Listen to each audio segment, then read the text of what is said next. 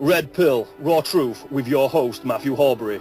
Exposing the lies, uncovering the conspiracies, searching for the truth wherever it takes us. The mainstream has been taken over. It's corrupt to its very core and can no longer be trusted. Our history is nothing more than a lie written to deceive us. Global education is a tool used to indoctrinate us into a system to control our very thoughts and stop us thinking for ourselves or even asking questions. The spirit of mankind is strong, and they know it. That's why they're attacking us from all sides using deadly vaccines, fluoride in our toothpaste and in our water, processed foods that contain harmful additives that have little to no nutritional value. They want you addicted to lifelong pharmaceutical drugs that make massive profits for them and cause misery for those that use them.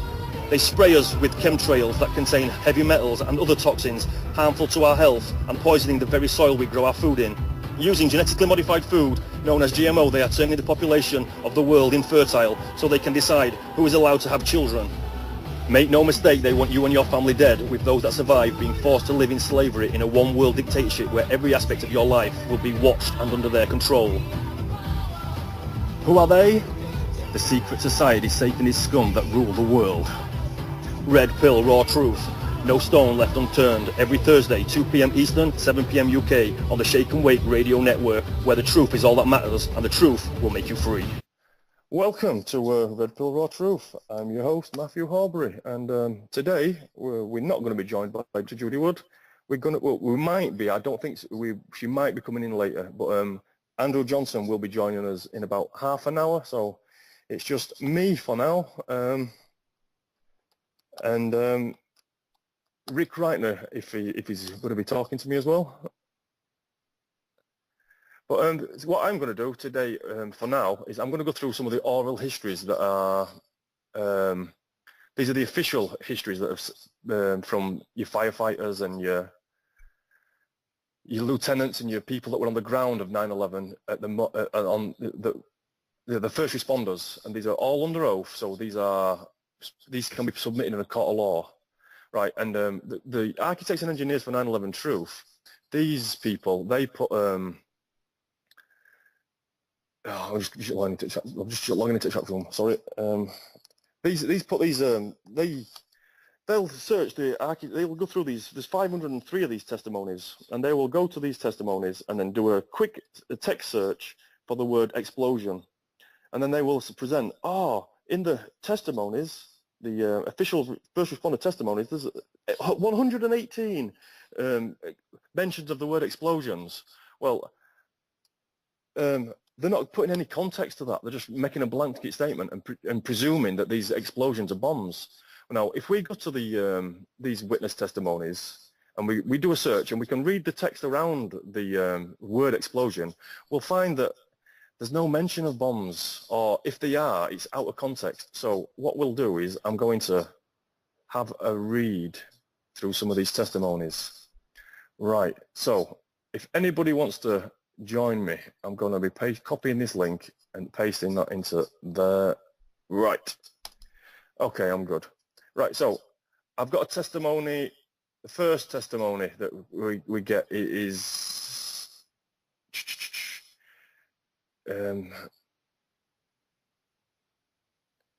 one second, I've got Dr. Judy Wood mentioning me.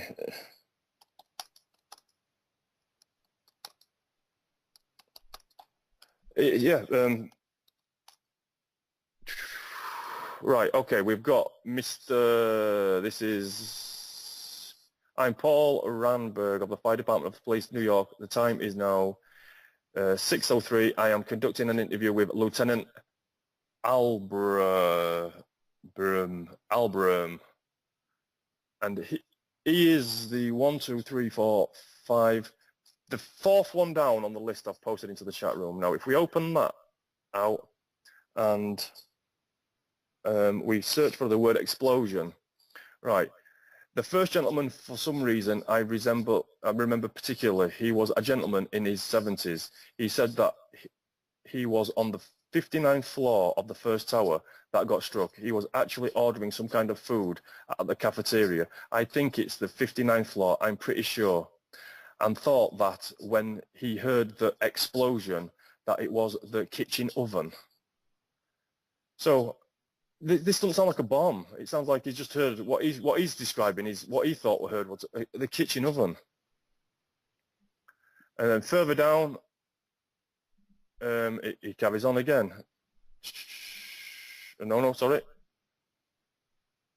Right, next testimony.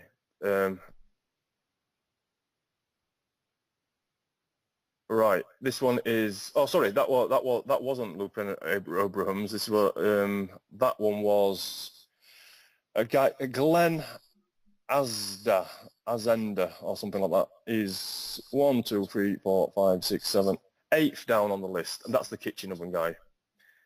This guy is Lieutenant Albram. On September 11, 2001, I was assigned to our MOS daughter who was sick at the school. Responded there. Before we responded there, I heard the call, come down, that an explosion occurred at the World Trade Center. Then I called my CO and advised him of such so he can respond. 1 second, Dr. Judy Wood's calling me. I think she's, I don't know if she's coming on. Because I've got nothing planned, I was just going to read through these testimonies because it just puts it into perspective. Since I've been looking through these testimonies, there's not much mention of bombs, and the architects and engineers for 9/11 Truth seem to hammer on these witness testimonies. They make out as though there's bombs everywhere, and these first responders are mentioning bombs and bombs and bombs. I've gone down first 10, and there's only 2 mentions of bombs, and one of them was talking about a kitchen oven blowing up. I mean, that's not a bomb. It's 1, 2, 3, 4, 5, 6, 7, 8, 9, 10, 11, 12th, the 12th one down the list that I posted into the chat room. And we're doing another text search for the word explosion. No mention of the word explosion. I mean, there's 503 of these. Hello? Hello. Hello, Dr. Julie Wood. Welcome to my show. Hello. I was just going through the first responder testimonies, doing text searches for the word explosion and trying to put it in context. And I found a few interesting ones. I found one that mentioned the word explosions, and it says what they was it? I think I'll close it. It said it felt like it sounded like the oven exploding. It didn't sound like a bomb. It sounded like a kitchen oven. So, you know. You have noise in your oven, like when you're cooking a turkey, you hear something go pop, spat. Yeah, and the architects and engineers, they'll say there's 503 testimonies, these first responder testimonies, and then they just say, and the word explosion mentioned 118 times. Yeah, they say when the jumpers, supposed jumpers, hit the ground, they exploded. There's another one. People exploded. Yeah. Yeah, I've just found another one. Lieutenant, oh, sorry, not that one. But no one there are a few identifications of what exactly exploded.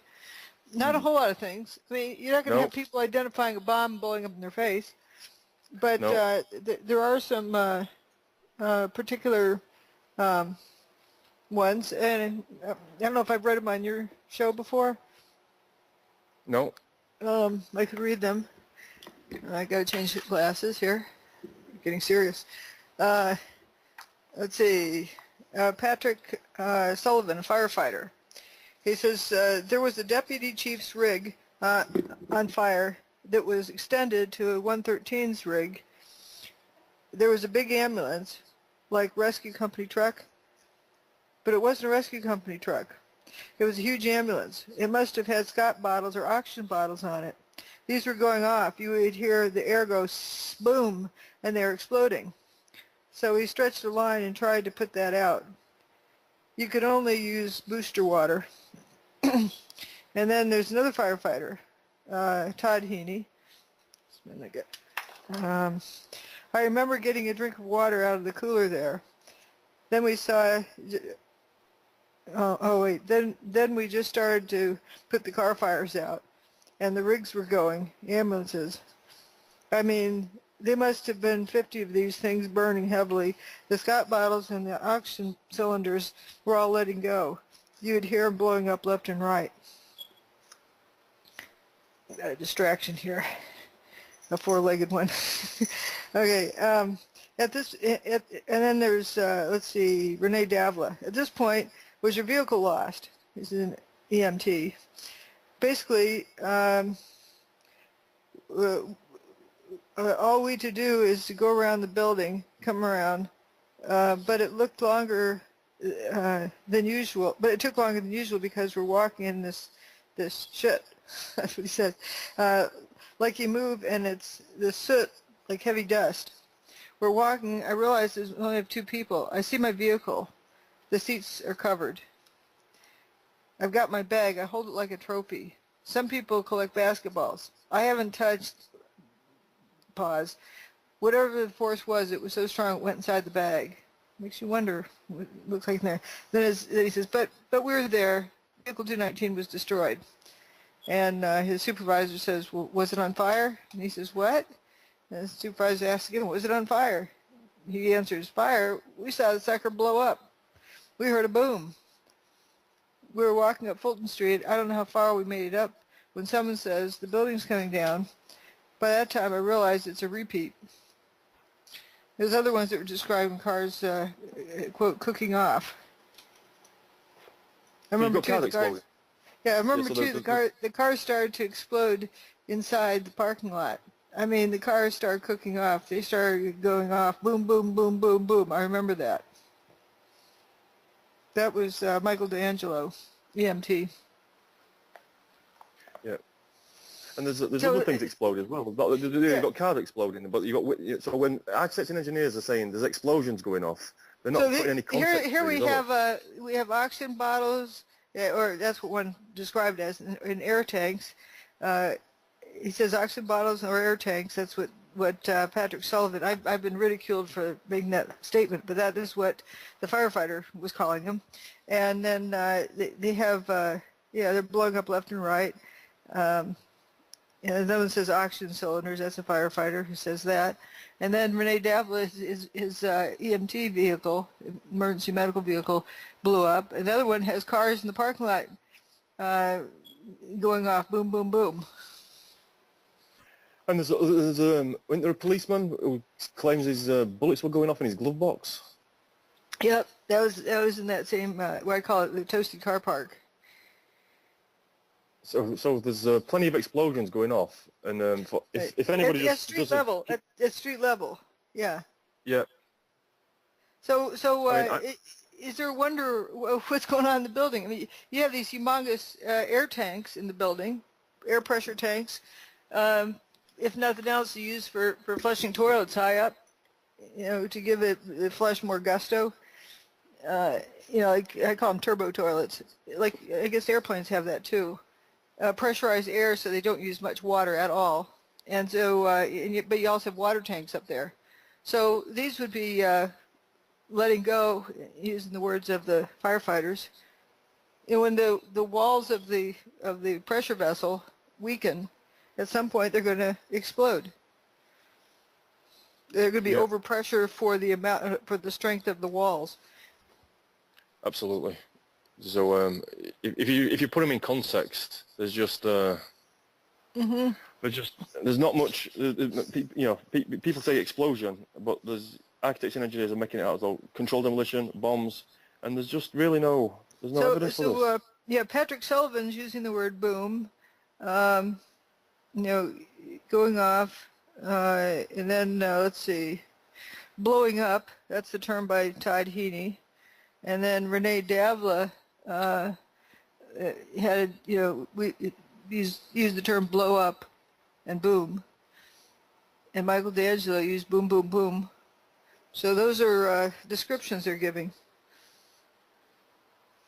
Yep. Going off, exploding. Yeah, I've gone down I'm just down the first responders page now. The witness testimonies. I'm just opening them up and just doing a quick text search for the word explosion, because that's what Richard Gates says. There's about 118 mentions of explosion. Or explode. You also use boom. Oh, and blow up. Yeah. You also look for blow up. Right. I was doing the explosion. Now what happens if you put an egg in your microwave oven? Does it blow up? You hear of course it does. Yeah, absolutely. And it's certainly not a bomb. So I was trying to find the actual word explosion and read around it to find out what the context is of. That's what I was doing just before you joined us.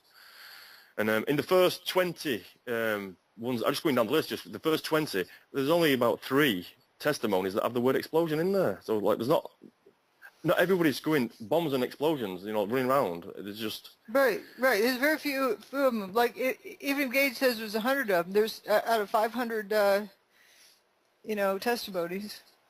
Yeah, that's like 20% of people. Yeah.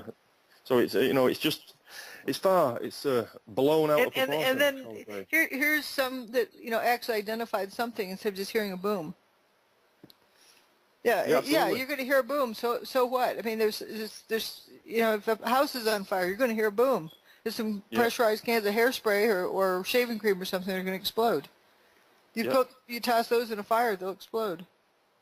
Well, there's plenty of things that go boom. I mean, just without nothing happening, cars backfire all the time. Just on the street, as they're just driving away, bang, Right. I'm just saying, like, if a house is on fire, you're going to have things exploding in there too. Aerosol cans. Yeah. Absolutely. I completely agree. It says do not incinerate on the cans. How many of those cans do you have in your house? Well, I wouldn't have had so many if I didn't have a wife, but I've got, with the wife in the house, I've got plenty. So she has lots of spray cans? Oh, she's got creams and sprays and all sorts. It's, yeah, absolutely. And I've got fly killers and bug repellents and murdering weapons. Bug sprays. It used to be much worse in the 1960s and early 70s. Now they have stuff that has more of a pump in it, and it just liquid without being pressurized, because they're saying something about making a hole in the ozone. That was the theme. Whatever the story is, Yeah. Yeah, you're right. With the CFC gases, we had to.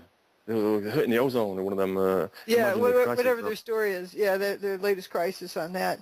But I think they just gave permission to the spray companies to make a different container that was cheaper to make. They didn't have to, put a gas in it. They just, have a bottle with a little pump in it, a little, squirt pump. Yeah. Okay. Is there anything you would like to talk about? Let's see. Well, there's a theme of, from a certain show where they're fixated on certain things. Like, here's my question: how do you cover up irrefutable evidence? You call it theory, and if you put lots of theories out there, it just gets muddled in with the rest of them. Right. It's just another theory. So, Matthew, do you have a theory that the towers are gone? You don't need to have a theory on that one, do you? We know that they're gone. Have you been there? I haven't been there, but I know a friend who has, and I trust their word. I've been there. I was there beforehand, and I was there afterwards, and I can, for myself, I can verify that the buildings used to be there, and they're now gone. Nope, so for me, that's not a theory. That's not a belief. It's actual evidence. Absolutely. And now, how about a lot of the solid parts of the buildings were turning into dust in midair? Is that a theory, or is that an observation? I think we've observed that by now. I think we've gone over that enough to know that that's what happened. Okay, so that's not a theory. That's not a theory. It's not that you have to go over it enough times so it's not a theory. It's either an observation or it isn't. It's like an autopsy. The autopsy is either conclusive or it's not. That the victim died of a gunshot wound, or they died from poison in their system, or it's inconclusive because you didn't find the body for a year, so it's pretty well rotted, so you can't really tell. So therefore, the autopsy report would be inconclusive. Yeah. So either you know or you don't. You don't have a theory. Well, yeah, that's what I mean. I think we've covered enough evidence over the last couple of weeks to know that that's what happened. I don't think we have to go through all the evidence again. I think we've I think it's established now. That's what happened. Using the analogy with a dead body, if it's doesn't have a bullet hole in it, you could also rule things out. Like you can rule out death by gunshot wound. He doesn't have a bullet hole in him, and he doesn't have even large amounts of bruising. Like the bullet didn't bounce off his skull.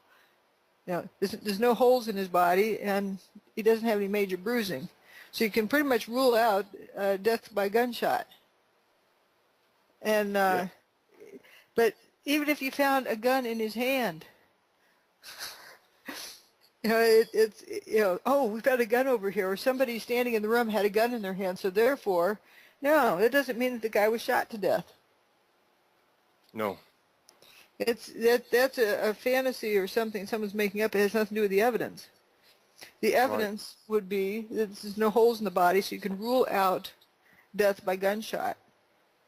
And if the body's still warm, in other words, it isn't too long after he died, you can do an autopsy. If it turns out he has lethal amounts of arsenic in his system, you can come to whatever conclusion there. But there's probably, I don't know all the medical details.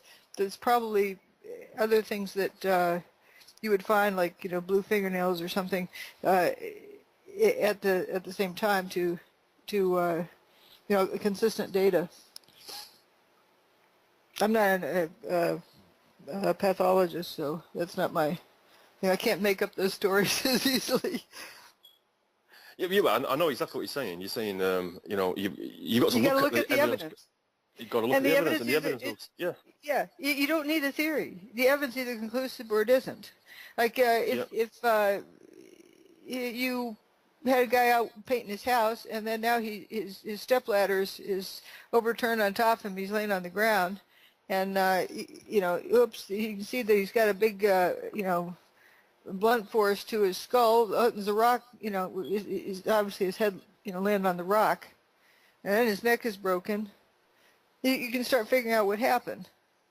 Yep. But a theory isn't going to get you there. And that's what the people do. The people go, oh, the building was brought down by controlled demolition, and they start looking for evidence to support their theory, and that's the wrong way around. Right. Yeah, and this is... or people who, say, well, Dr. Wood claims that she doesn't have a theory, but she has a theory that blah, blah, blah, that is their theory they're projecting onto me. Yep. Find out in my book, where's the theory? Yeah. So no, you need to check on your book. It's still sitting in the. I bet you the customs folks where you are haven't read this book yet, so they're slow readers. So that's why it's been a week in customs. Yeah, well, I'm waiting for it. I look forward to getting my hands on this book. As we were talking, I just checked, and it's still in customs. Nothing's changed. So it's been there a week. Right. Some people can read it in 2 days. Yeah, I think I will. But they have to read it several times. But that's quite fast. It would take me a lot longer because I absorb every word. That's something. But so it could have been one. Well, if they're not, if English isn't their first language, it might take them a week to read it. So maybe they'll start letting it out pretty soon. Well, I hope so. I want to. I've looked at as much evidence as I can find, pretty much without the book, and I think when you read when you read what people have said about the book after reading it, you think, I need to read this book. This is a book that I need to get my hands on. There's many people who say, well, I've seen her website and I've seen her presentations. Yeah. In this internet age of needing to be spoon-fed, they don't realize they don't even get 1/100th of the information that way. Yeah. Yeah. Everyone wants a YouTube video. Everyone wants a video on YouTube that'll tell them everything. And that is beside the point, because they want to be spoon-fed. They want YouTube to think for them. And the whole point of this is we need to think for ourselves. How do we get in this position to begin with this official story business? Whatever official story it is, people want to be told what their thoughts are. They want to be told it was thermite, whatever it is, or it was Bin Laden, or it was, HARP, or it was scalar beams from outer space, or whatever they want to project onto it, and you can't solve a problem that way. It doesn't work. No. You can only cover up. As soon as you get an answer, you go, oh, that's what it is. I'm happy. And if you're not happy with that answer, and you start questioning that answer, they've already planted the safety net. Oh, it's okay, we'll catch you. It's okay, we've got another story already ready for you. If it is, Yeah, they have a second net that they get caught by. I call it the lie behind door number 2. Yep, and they've even got a third net to actually catch you again. So, and then yeah, in case you climb out of that one, they have one right below that to catch you. And then they've got agents, and then they've got you putting out the truth, so people can actually find out what happened. And then they've got agents trying to discredit you. So, well, I wouldn't identify them as agents, because you get people who are believers. You know, they're out there promoting whatever it is in their pamphlets, just like people promoting the second coming of Christ or something. No, I'm talking about someone who I know has read your book, and then they are out there putting out disinformation, and it's like, yeah. Well, I don't know what their motive is. Yeah, I'm not going to speculate on what their motive is, but what I would say is they know better. Yeah, they should know better. Absolutely. And instead of pointing fingers and name calling of, oh, they're a Zionist, or they're an agent, or whatever group that you want to hold them accountable to, what I think of is that famous quote, lead, follower, get out of the way. We have leaders, we have followers, and we have those who are in the way. Those who have read my book and then say, oh, she says such and she has a theory about a laser beam from space, they're in the way. They're in that category. They're not leading, they're not following, they're in the way. They're putting out disinformation. Yeah. But I think what they're doing is, I think they've been trained by one of the nets, like Stephen Jones is the guy who behind the space beams theory. So he puts that out. He promotes space beams. Yes, he does. But he projects it. You haven't heard me talk about space beams at a conference, have you? I don't stand up in front of an audience. So no, absolutely not. It's what Stephen Jones has promoted. There's a guy on another radio show I recently heard who brought up, oh, these people who talk about space beams are discrediting the truth movement, and isn't that horrible? They talk about space beams. Well, why is he talking about space beams? Does he want to discredit the movement? That's what he's telling us. He's telling us he is one of these people who talks about space beams to discredit the movement. Yeah. If it discredits the movement, why are you talking about it, sir? Yeah. Absolutely, this is the guy that behind it. This is what they do. You've got the truth. They'll you hear them on interviews, and then someone will say something like, someone stands up and questions them from a memory audience. Well, what about the buildings turned into dust? And they'll say, what, you said vaporize? Oh, well, and then they start addressing the word vaporize. It's like, no. They couldn't have vaporized. It's impossible to vaporize because we had Greg Jenkins make calculations for us. It would take more than 5 times the Earth's energy to turn the buildings to dust. Or no, to do whatever he's saying that got done to them. To vaporize, absolutely. So they'll take away the question, twist this question round into something that they want to answer, and miss the actual question. But without lying, without explicitly lying, because they can't get hauled into court for libel or for slander. It's a hazy line there now, because it is. Because videos get published online and get seen over and over again, and they're now being seen as libel. So it's not just what you say. It would be slander just to say it from one to another, but when it gets published online, then it's libel. But anyway, they want to avoid that. So what they do is misinterpret what they heard someone say. Oh, you say the buildings did what? Vaporized? Yeah, this is what they do. And speaking about they pretend they just innocently misunderstood.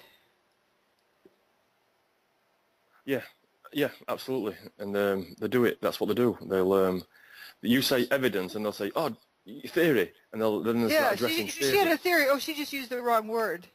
Yeah, it's theory. But this thing. I think we have somebody else here now. Maybe he can chime in here. Andrew Johnson, welcome to the show. Hello, everybody. I assume you're talking about this alleged court action that AE 9/11 lies are going to start. Oh, we hadn't gotten to that one yet, but we could do that. We're talking about. I was just trying to get onto that, actually. I was warming up to the thing about what was on Coast to Coast last night. The George North saying that I have a theory about a pulsed weapon. I've never ever said anything about a pulsed weapon except repeating what Nori says, and then Alex Jones is saying, oh, it's a laser beam she's talking about, or she has a theory about a laser beam or a maser beam or some kind of beam.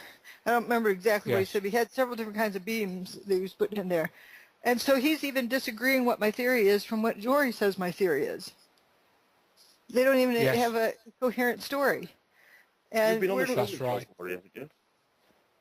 And so what I would like to ask Nori is, why,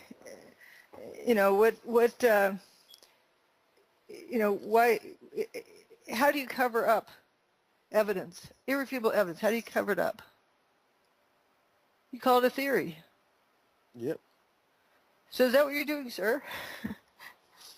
I think it's, the problem is details, or rather that's one of the problems, that people don't bother to report the details accurately, and so, when people are sloppy with the details, they get away with it. They're rarely picked up on it or rarely corrected. So, actually... Because they're going to say, oh, it's an accidental mistake, and like if it went to court, for slander or libel, that they'd say, oh, that was just an accidental mistake, I just misstated something. But there's so much misstating. Yeah. That's not an honest mistake after a while, but they get away with it because it would appear that way. If it went in front of a jury would say, yeah, that's a whatever. So it's whatever you can get away with is what they're up to. But there's no, they can't cite anywhere where I've presented a theory, or even we have Mr. Fetzer who decides my word evidence means theory on the cover of my book. Yep. Yes. Have you been on the show with George Norrie? Are you asking me or? Yeah, Dr. Wood, have you been on the show with George Norrie? Twice. So he should know better then? Right. He should know better. He says several times, but it's twice. Once in 2011, when my book first came out, and he has my book. So does his producer. He has my book. But he also said that in that particular clip, I don't know whether you played it earlier on. Didn't play it on this show. George Norrie actually said, oh, I know she's not going to like me calling it a theory. I mean, maybe that weren't the exact words, but... he says, oh, I don't have a theory. He mocks me. Something like that, yes. And so he perfectly well knows that, he's incorrect. He knows what he's doing, but yet he's still doing it. He doesn't really see... And he's not a scientist. No. So how is he, judging and ruling over a scientist? Well, that's the strange thing that happens in this community.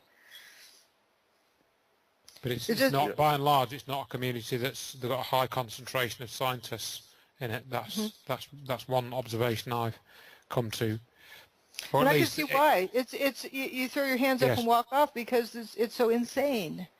I think therefore I am. The Fetzering, definition in the Urban Dictionary. I think I'm right, so therefore I am. Indeed. Oh dear, there's too much of that going on. But we've mentioned a lot about court cases a minute. Yeah, evidence. Shall we? Can we go through some of the court cases then?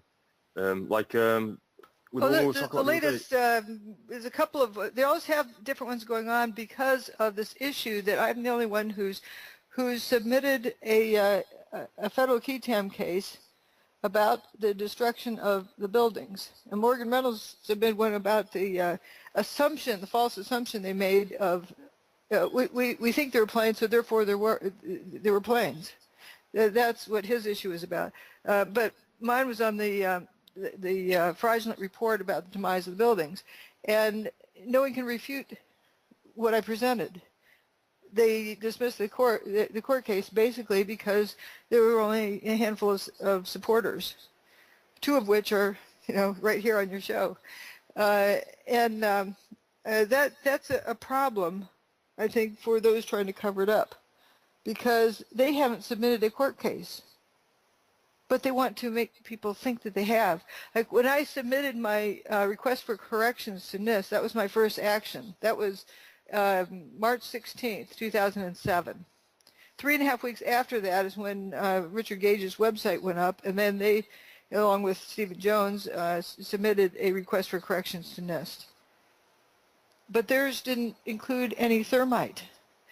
But if they hadn't submitted one, they would look like they weren't doing anything, and Dr. Wood was the only one doing anything. And I think they're still fighting that battle, but they can't afford to do anything. Without they very rarely talk about that submission. In fact, I don't think I've ever heard them talk about it, thinking about it. They very rarely say, "Well, it didn't work for them because of your video on it." Well, possibly, yeah, possibly. But I think they had to be very careful because it's clear that it's clear to me at least. To defraud the government. Yeah, they knew what they were doing. So to anyone that actually read their document and read their website, they would know that they were acting dishonestly, and and therefore that they were just going through the motions with that submission, and not really. There was no meaning to it, really. To be pots and pans to drive people away from looking at what I was presenting. Yeah, exactly. Yeah. Well, do you remember what happened when you wrote the press release, announcing that I had submitted this and making noise about it? You remember what happened right a few minutes later? Well, actually, within a few hours, Stephen Jones announced this new whistleblower come forth with the floor plans of the World Trade Center. I don't remember the timing of that. That was like within a day. It was a matter of hours. Yeah.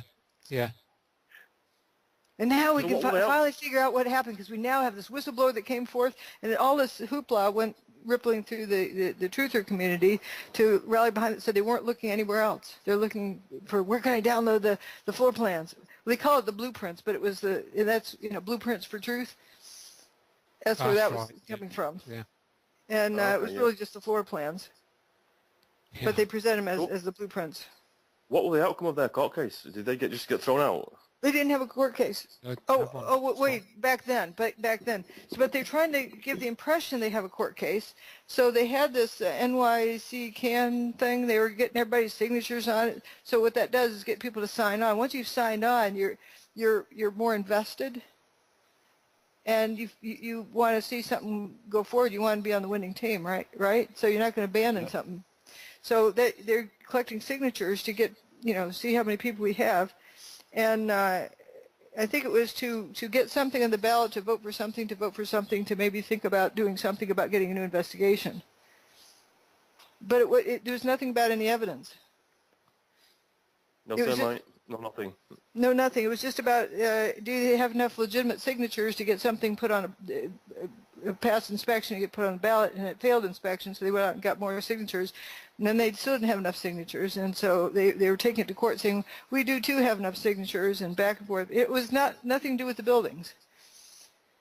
Okay. And then finally they decided to abandon that. Now they have a new one. They're passing the hat and wanting people to donate. They don't have enough money to get a lawyer to do a FOIA request. And so they're passing the hat for, they need to come up with $8,000.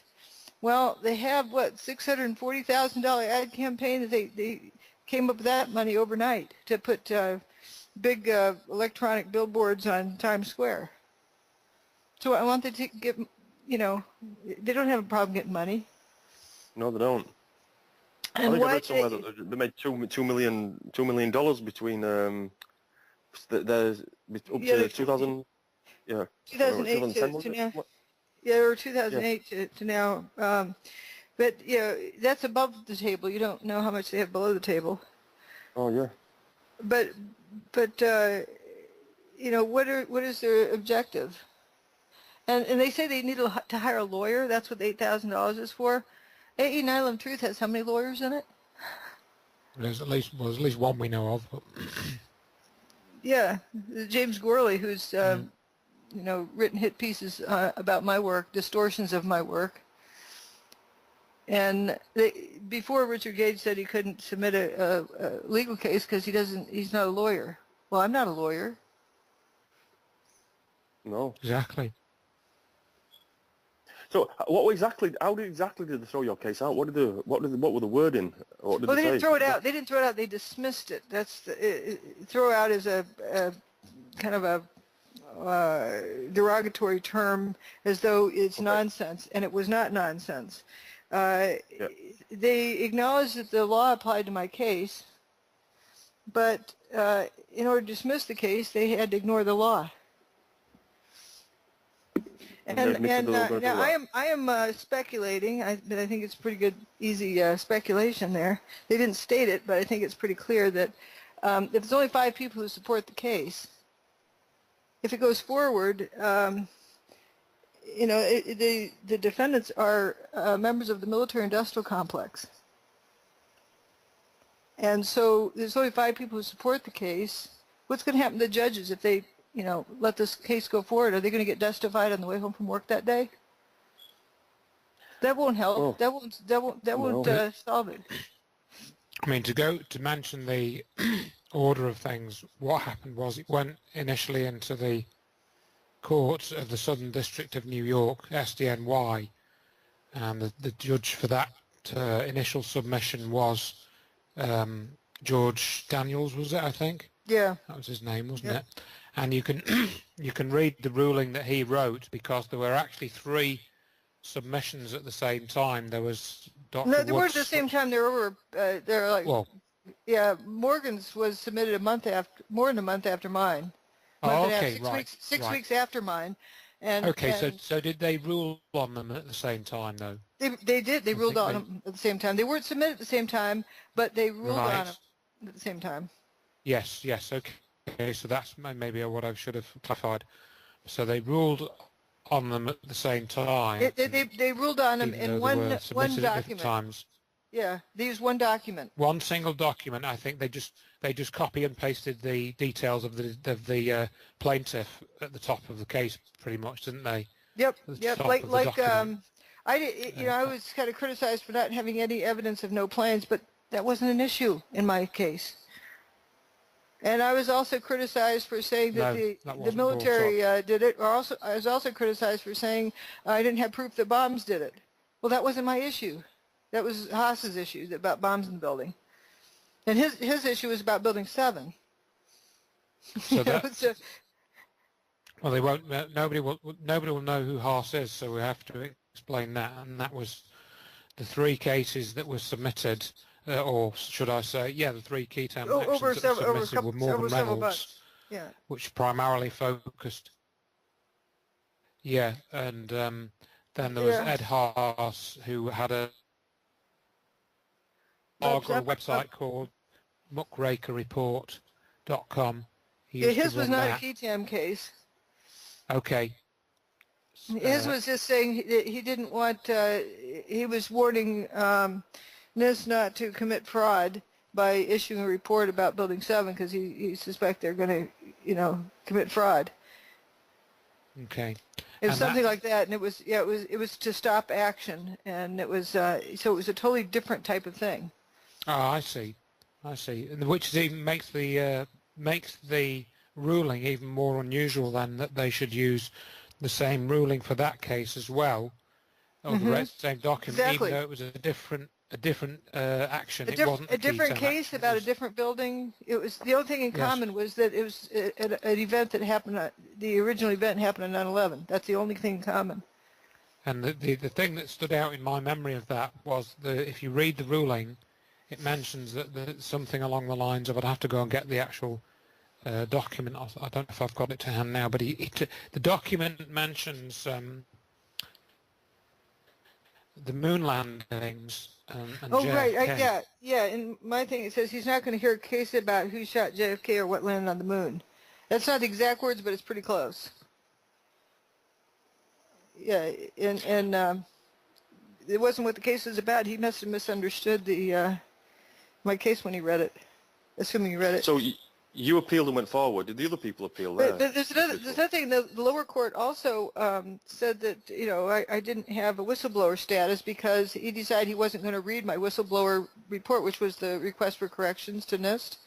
He decided to just omit mentioning that, so then he could say I wasn't a whistleblower if he didn't mention my act of whistleblowing. And so that was another issue he did. And to qualify for a PTM case, you have to be the first whistleblower about this issue, and you have to show there was fraud. Well, that's pretty clear. But what was happening is that the courts were, you know, misapplying the law or misinterpreting the law, and it was spinning so far out of control that they were saying, well, you had to show premeditated intent to commit fraud and exactly where they were standing, exactly where the minute hand was in the clock when they were, you know, pre-planning to, you know, what was in their mind at the time. It's something you couldn't possibly do. It was ridiculous. And this was around the time they were doing all these bailouts in Congress, and Congress wanted to put a what do you call it, a way to, you know, track and keep fraud from happening and allow whistleblowers to come forward. And so they did a restatement of what the intention of that original law was. They called this the Fraud Enforcement Recovery Act, which was a restatement of the original thing, that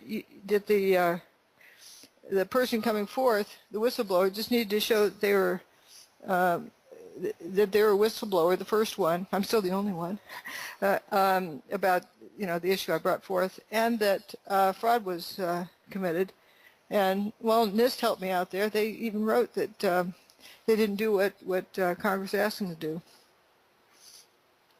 But then the judges decided they were going to ignore that. They acknowledged that it applied to my case, but they were ignoring it, so they can dismiss the case. But then you appealed, didn't you, and you went higher up? Yeah, this was at the appeal level. Oh, okay.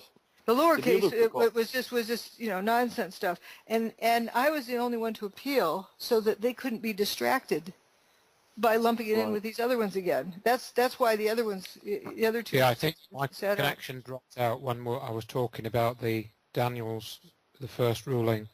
Okay. And then by the time my connection came back on, you'd moved on to the later points.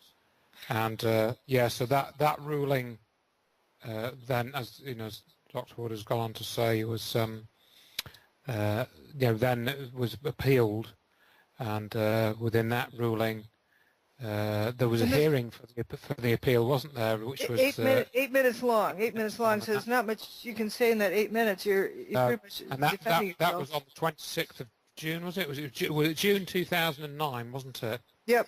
Yep. Was it the 26th or the 21st? I can't remember. 23rd, maybe 23rd or, yeah. Round about then. Yeah. And so yeah, there was a physical, you know, face-to-face 8-minute hearing, because you had some boards made up, didn't you, that you took into the courtroom? Yeah, and then but no, they wouldn't allow them. They wouldn't allow them. Oh, okay. Right. You had them made up with the intention of taking them in, though, didn't you? Right, and then it was 1 hour before our start time. They said you can't bring them in. Oh, really? It changed then. So I had them made up, and we're in Jerry's office, ready to go down there. And you know, when we came in, he said, "Oh, we just hung up the phone talking with somebody. They said we can't, you know, can't do it." Wow.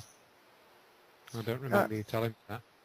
Yeah, so we didn't get to have any evidence writing, but that was it. But when we appealed the first decision, we didn't. It was just my case that got appealed, so that they couldn't get distracted by anything else. And still, at that 8-minute thing, the opposition was trying to bring the airplanes back into it. My case had nothing to do with airplanes. She has no evidence that there were no. They were trying to argue Morgan's case in mine and deliberately mix them in. And I think it was even in their write-up about it too. Yes, so they did not want to discuss that evidence that was in your case. I mean, that was a big no-no.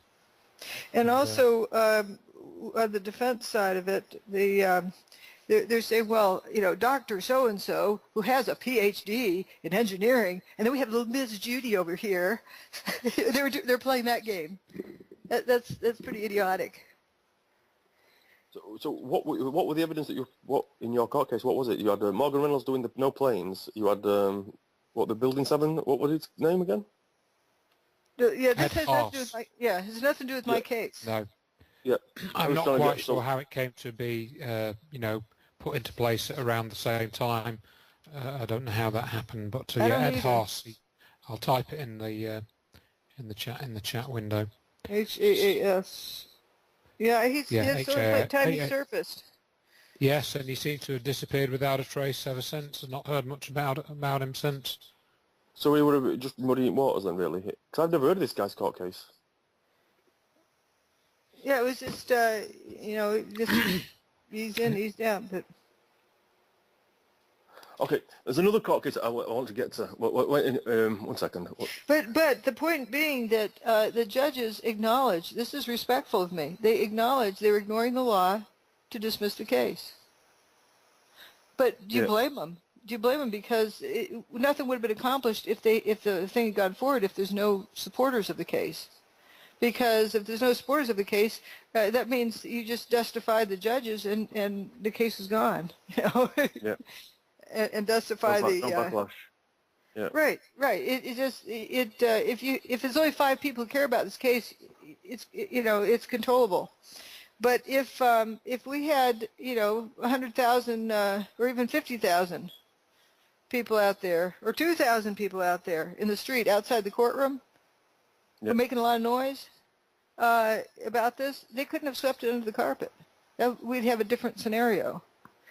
So your court case was that NIST contractors hadn't done their job that they've been paid to do. That way, the beef of your court. They also committed fraud.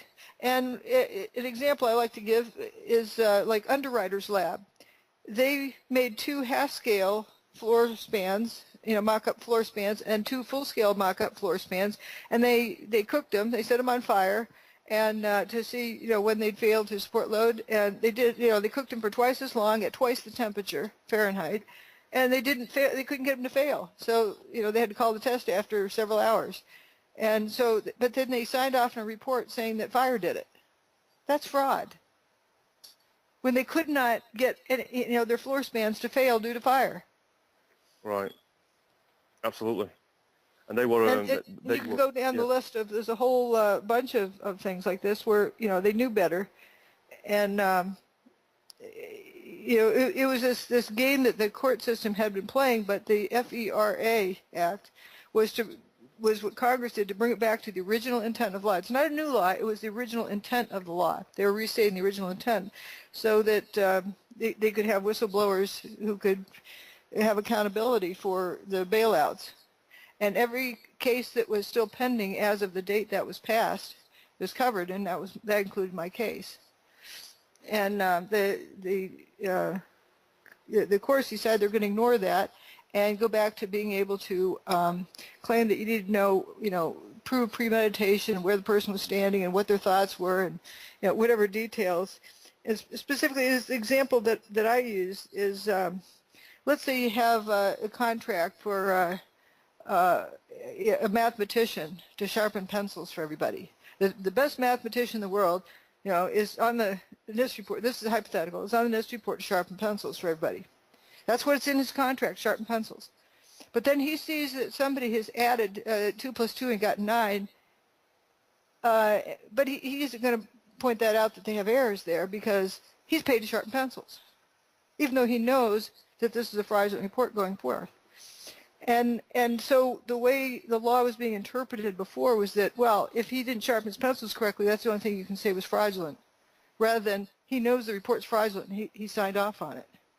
And so the original intent of the law was that if he knowingly allowed fraudulent report to go forward, it doesn't matter what his contract was for, he's committing fraud, and that's fraud. And so to show, for example, Underwriters Lab signed off on a report saying fire did it, and they could not get fire to do it. So they knew fire didn't do it. it doesn't matter that their report, that their contract said they were just to sharpen pencils. And I think that was, you know, a kind of a cover that they were giving the contractors.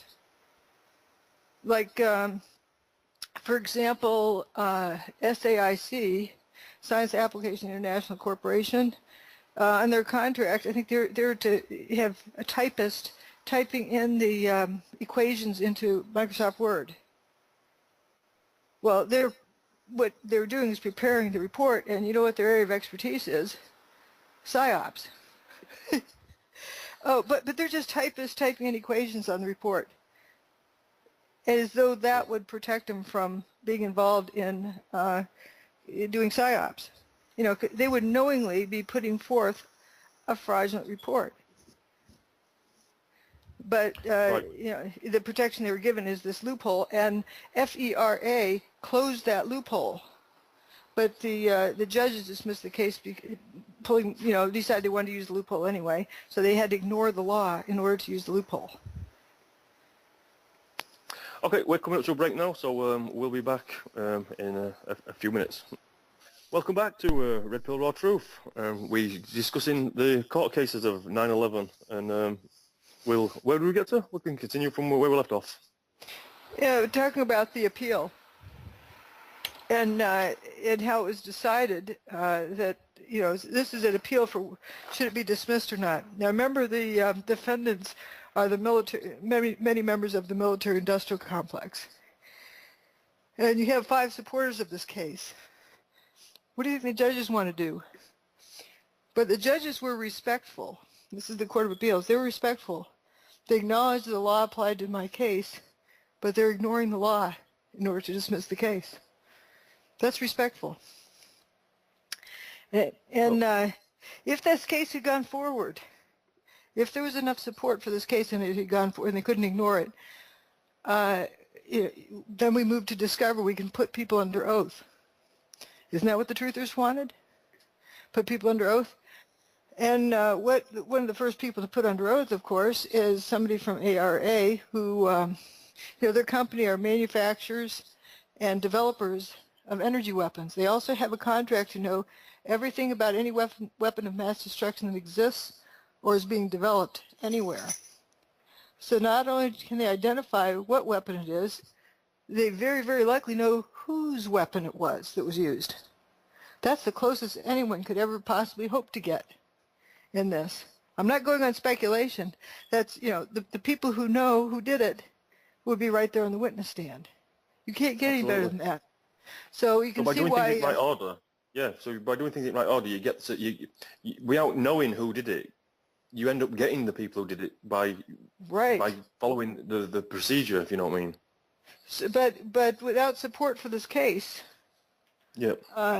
You know, so in whose interest was it to keep truthers from knowing about this case? Well, the perpetrators, the people who were behind the technology that did it. Or behind the plan for whatever's, you know, the people who want to keep the cover-up in place, we'll put it that way. Yeah. Because it would end the cover-up. Absolutely. Maybe that's the best way to put it. If my case had gone forward, it would be an end to the cover-up. Yeah. And so the architects and engineers for truth, they're asking for what you gave them, and they covered it up. They just covered it up. They covered up my case. It seems like that. Well, I do know that people who brought my case forth, you know, to Richard Gage were banned from Gage's group. They emailed Gage about the case, and then they got banned for it. There's several of those instances because they didn't want other people. He didn't want to these people to contaminate, you know, the ignorant group of people who just didn't know about the case. Yeah. Well, anybody who brings your work to Gage just gets banned, don't they? Yeah. I'd like to just mention. I'd like to just mention here that the reason, you know, I was talking about this last night at a talk I gave in Hull in the UK, and somebody asked the question, well, why don't you want this about 9/11 to be revealed, why are the architects and engineers group covering up what happened on 9/11? This is what they couldn't understand. And my answer to them was the fundamental thing which needs to be covered up by the people that are doing the covering up is the connection between energy and 9/11, and the fact that this energy technology, whatever name you give to it, we know that it involves energy and the control of energy, the direction of energy.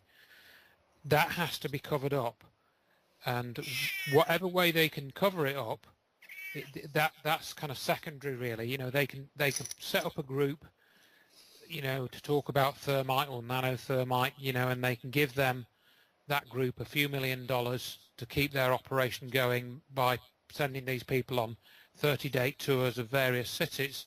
To collect anybody else who's fallen out of the first net. Exactly. So, Yep. But the primary goal is to keep the connection between what happened at the World Trade Center and possibly the other sites as well, but definitely at the World Trade Center. That energy weapons were involved, and that technology could have other uses. This is what, and it has a history which is somehow, in some way, shape, or form, connected to what the scientists Pons and Fleischmann discovered in their process, which was then badly named as cold fusion. By In Stephen simple Jones. terms, if people are having trouble following all the details and the ins and outs of the court case and whatnot, which is, is sort of it's a long story basically, then if I can just explain to people that the reason for all of that being covered up is to do with energy, really. I would like to add to that. So, okay, it wasn't Bin Laden running airplanes in the building. It was Bin Laden's crew putting bombs in the building. Everything else is exactly the same in the story after that. Yes.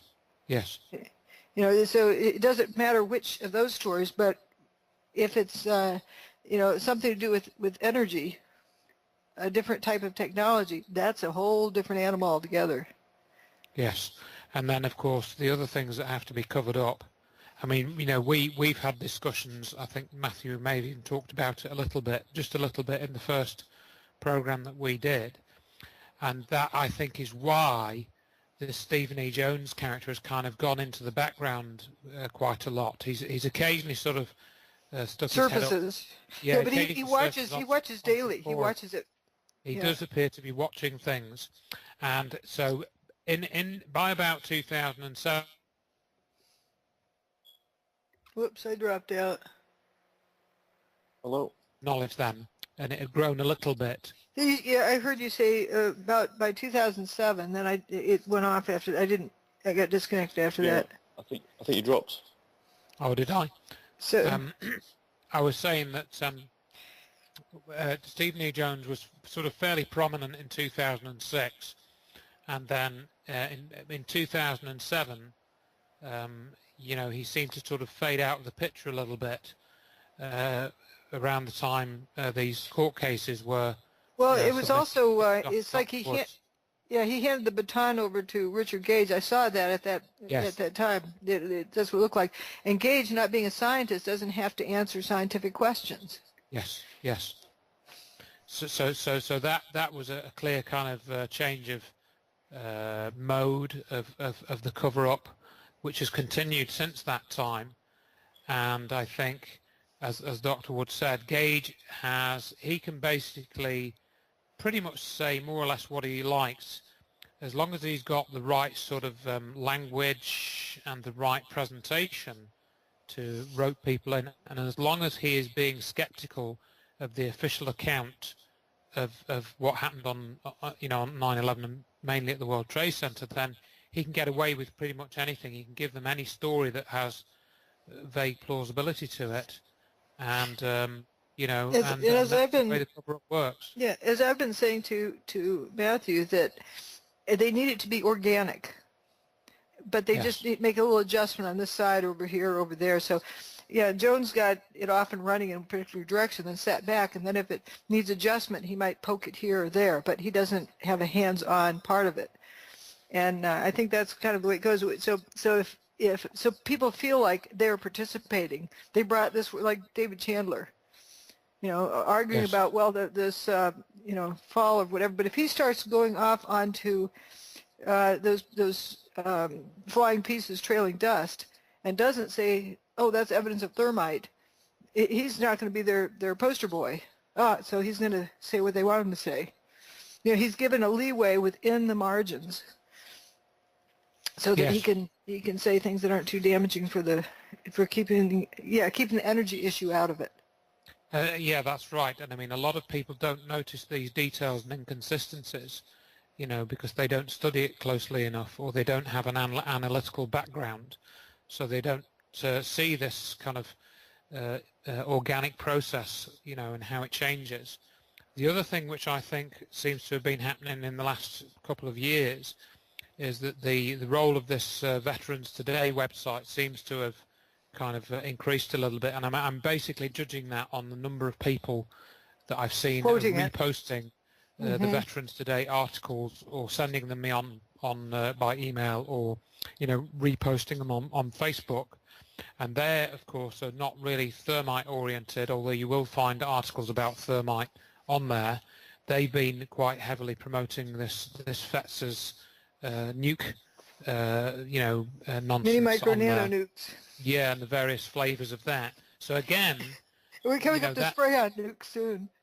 yeah. So again, as long as it doesn't make the connection to an energy process, which involves some type of nuclear process as well, as long as these connections are kept out of the picture, they can get away with that as well, and they're quite happy if they can convince people that nuclear devices were involved.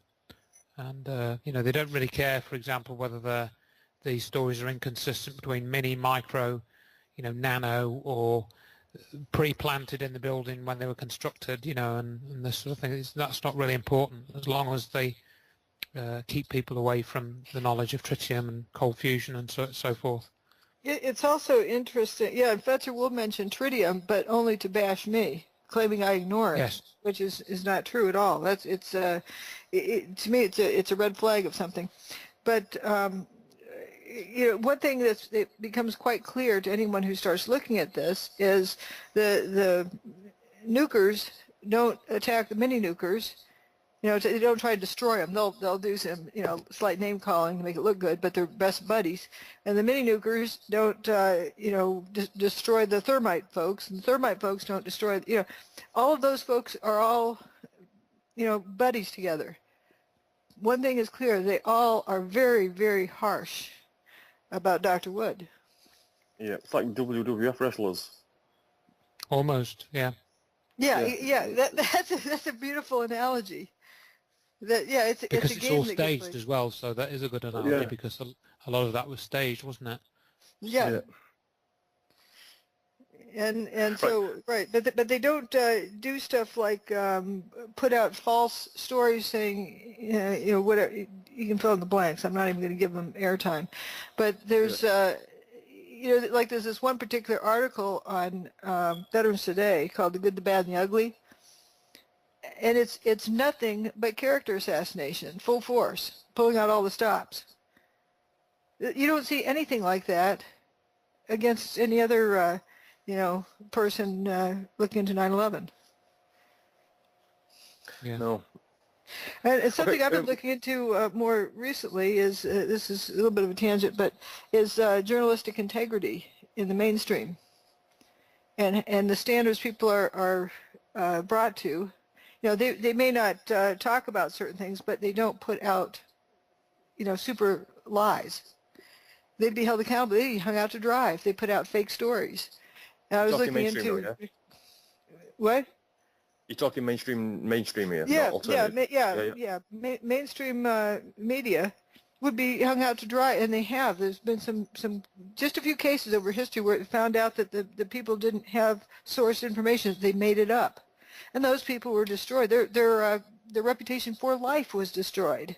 There's one guy who was who did something in the late 90s, and just earlier this year he'd taken his case to the the California Supreme Court because they weren't allowing him to get a lawyer's license, even though he graduated the top of his class from law school. He passed the bar exam with flying colors, but they wouldn't let him be a lawyer because he lacked integrity, because he put out these fake stories. And speaking of, see, that wasn't the Jason Blair guy, but the other one, Stephen Glass. And he said, he's just rotten to the core. No hope for him. And apply that to veterans today. Man, it's just night and day. I mean, there's just, and it's clear there's absolutely no accountability. If people make statements and there's no backing it up, there's absolutely nothing behind it. And so there's no standards whatsoever. But anyway, yeah, you're talking about the court cases. So they have to make it seem like there's court cases because Dr. Wood has a court case, and they don't want to look like they're not doing a court case. So that brings on to April Gallup, and I want to go through her court case and the in detail if we can go through it in the time we've got left. Sure. Right. So you've read through it. I've got it in front of me. How did she start then? How did she? What's her background? I don't know, exactly how it got started because she's just done several court cases, but I know about this the latest one. She was a worker in the Pentagon, and Andrew, be sure to, correct me if you have more details than I have, but just in general, she was a worker in the Pentagon. First day back from maternity leave, and her little baby doesn't have a security clearance yet. So you can't go to the nursery, so she's waiting to get paperwork for that, and so the baby's at her desk with her. And she goes to turn on her computer, and she pushes the start button on her computer, and just at that moment, there's this big explosion. She thought, oh, what'd I do? And that was the supposed plane. But through she couldn't see anything because there's this opaque dust in the air, but she breathed. Anyway, she grabs her son and goes out through the hole in the building. And then she wants to sue somebody. Somebody's got to pay, And so she sues the airplane company for being planes or not planes. I don't remember. There's conflicting things. But this last case was about blaming George Bush and Dick Cheney. And then it had she had in that case, the way it was drafted was thermite in the buildings, in the towers. But she wasn't in the towers. She was in the Pentagon. So it was just idiotic to say it, had anything to do with that. Of course, there's no evidence. And Stephen Jones did not sign an affidavit for her case. He pretended he did, but he did not submit a signed affidavit for her case. He told her she's, free to use his online paper. And David Ray Griffin.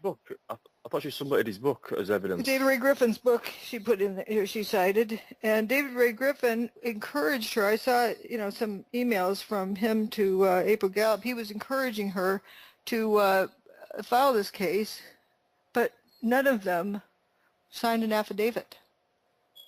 So it looked like she's a wacky conspiracy theorist just putting out nonsense stories, saying George Bush. The only person, as I remember, correct me if I'm wrong, that submitted an affidavit from that crowd, there may have been other people that weren't part of what we might call the thermite crew, was the Danish chemist Niels Harrit.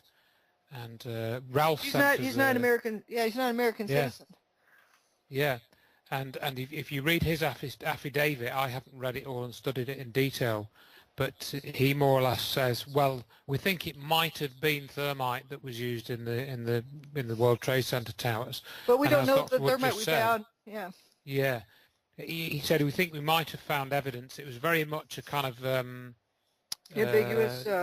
ambiguous language. Not very. They couldn't refer to a specific test that they'd done. But even he states it on the Danish television that I've got that clip on my website where he says. We don't even know if the thermite we found was thermite that was used. No, we don't even agree what it was used for, if it was even used. How much thermite did we need? Many tons. Many. Yeah. So, on this news broadcast, he said tons of thermite were used. Many tons. Yeah, did he say many? I don't remember. Yeah, he said many tons.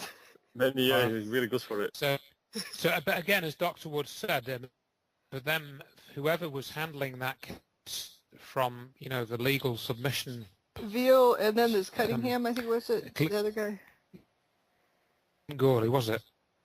No, Gorley Wasn't wasn't him. there. It wasn't. It was He wasn't involved with it, was he? Veal, and then there was a question if he was even a lawyer. Apparently that came up, but then there was. I see. So, but anyway, as Dr. Wood said, just to emphasise that point, the April Gallup's case revolved around what happened to her at the Pentagon, not anything to do with, because she had nothing to do with the World Trade Center and didn't, so it was like they probably, this is just a guess, but they heard about her case and that she was going to try and, I don't, was this a lot?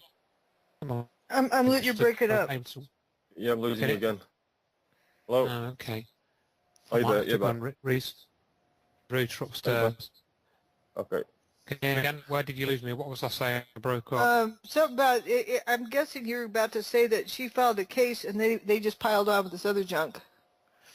Yeah, I think that was my impression, that's they'd found out they were going to file a case. She was, and then they sort of tried to piggyback onto that. What they wanted to put in they knew really was not linkable. Yeah, you're breaking up too much. Yeah, you're breaking up. I got a knot in there, and that's about it. Yeah. Yeah. Maybe you can restart your... The case is April Gallup versus Cheney, Rumsfeld, and Meyer. Yeah, so it turned out to be nothing to do with the Pentagon. It was about, except she was saying they didn't protect her at the Pentagon, but here's what they did at the World Trade Center. So, she has no evidence of anything. It's all conspiracy theory, all speculation. Absolutely. Completely, 100%. It was all like, well, Cheney had to have known because, well, we know he knew. It was the truther story. So it really tested the truther story, but it got hung on April Gallup. Yeah. And then her they were saying something about, I'm gonna say it a little bit kind of mock it a little bit here, but that the judge, I don't know the exact connection, but something like the judge in the case was the cousin's uncle's brother, whatever, some long distance relative of Bush. And so therefore he needed to take himself off the case. And they listed a whole bunch of other stuff. They're very fixated on that rather than on any evidence. Right, I'm looking at the article that Professor Stephen Jones wrote on the 28th of April, 2001. Can we help April Gallup in her court case? Yeah, that was a 9/11 blogger. He posted that because so it was dismissed, and then I think when they appealed it, they were essentially calling the judge names, that he was a low life for this, that, and and how dare you, and it was very derogatory. And if you're going to have a judge hear your case, you don't do that to a judge. Even in my case, when my lawyer filed a motion for reconsideration after it was dismissed, it was like, oh, Judge, about this, landing on the moon and whatnot, perhaps you had a misapprehension of the case, just didn't read it correctly. Could you maybe try reading it again? It wasn't like you low life, whatever. That is guaranteed to, you're shooting yourself in the foot to say that to a judge. And I don't know if they call them 4 or 5 letter names, but it was essentially that in April Gallup's case, that the judges did that, and the lawyers did that. And there was 3 lawyers mentioned, and one of them had nothing to do with it. They just put his name on it, so they let him off the hook. And it was these other 2 that they're talking about getting him disbarred for having done this. And so they fined them $15,000 for the court's time. We just wasted the court's time in filing such a case. Just name-calling of the judge. No evidence. They were told they had no evidence, and instead of coming up with evidence, they came up with name-calling. Yeah. Essentially. So they tried to submit in Thermite, and if Stephen Jones was behind Thermite, he could have submitted an affidavit to back her up, but he didn't. Right. And then with this, if the lawyer doesn't pay the fine, the $15,000 fine, then April Gallup has to pay it. Is what was they're individually accountable for that, or jointly. And so here she is getting really slammed, and Stephen Jones posts this thing like, poor April Gallup, is there anything we can do to help her? Jones isn't saying, here, I will help her. And let me read it out, and you can you can jump in anytime you want to make a point. I heard April Gallup, this is Stephen Jones's article. I heard April Gallup speak a few years ago and had the opportunity to talk with her when we were both participating in a conference in Irvine, California.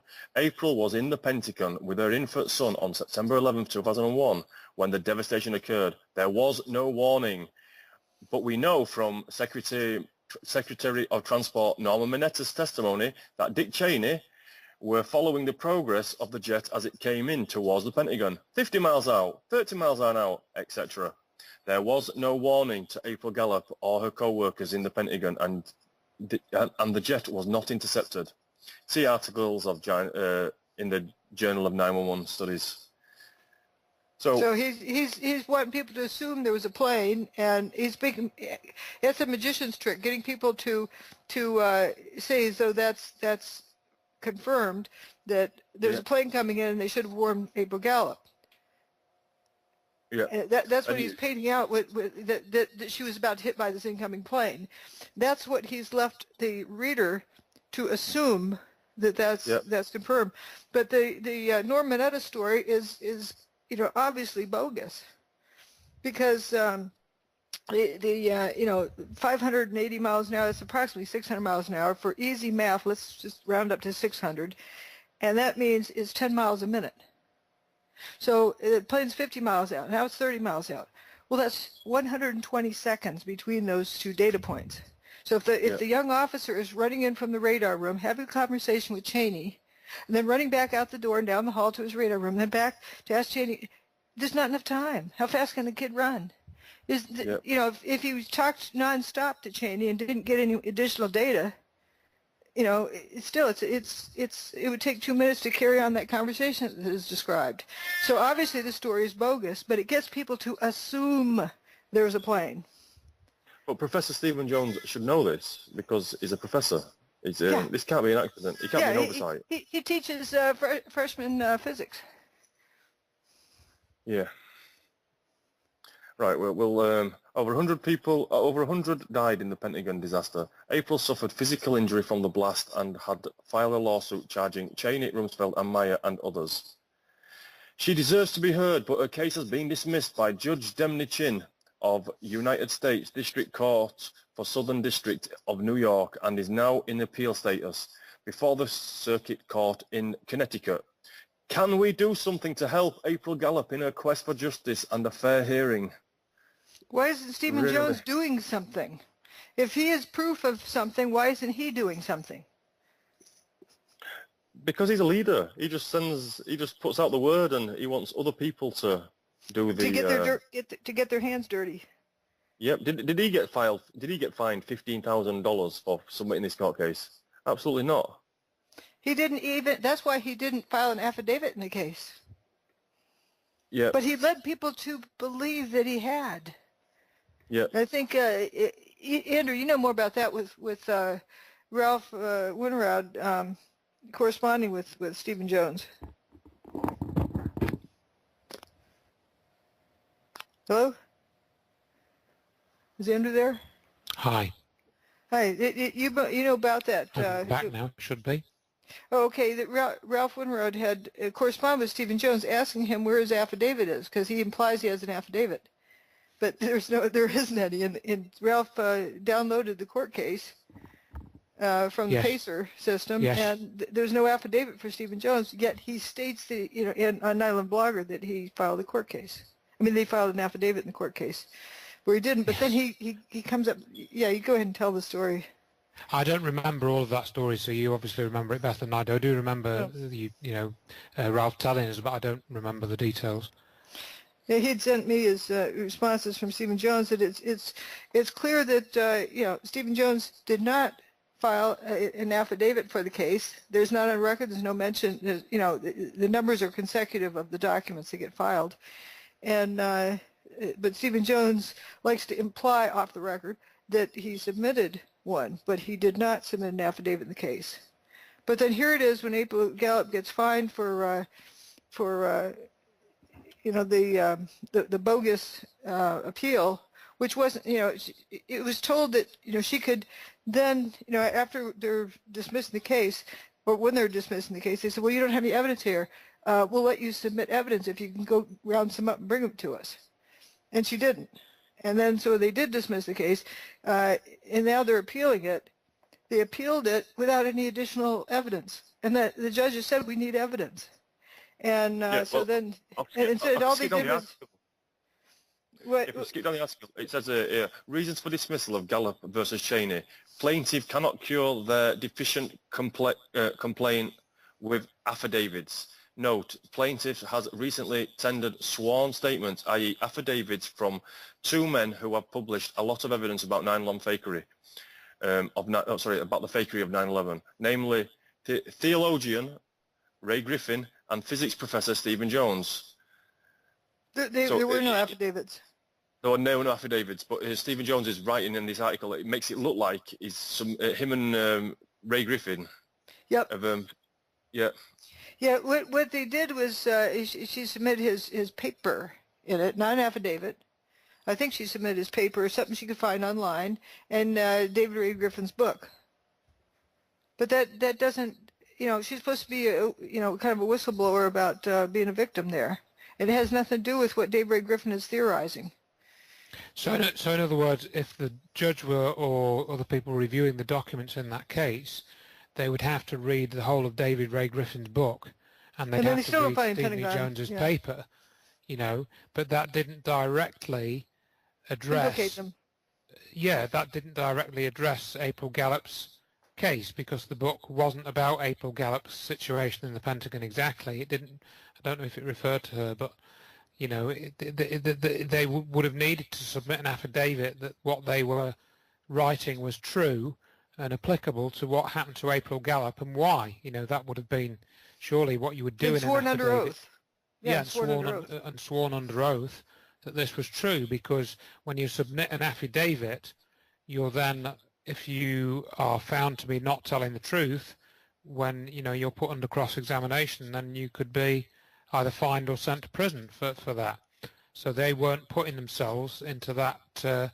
This is David Ray Griffin and Stephen E. Jones. They were not putting themselves into that situation.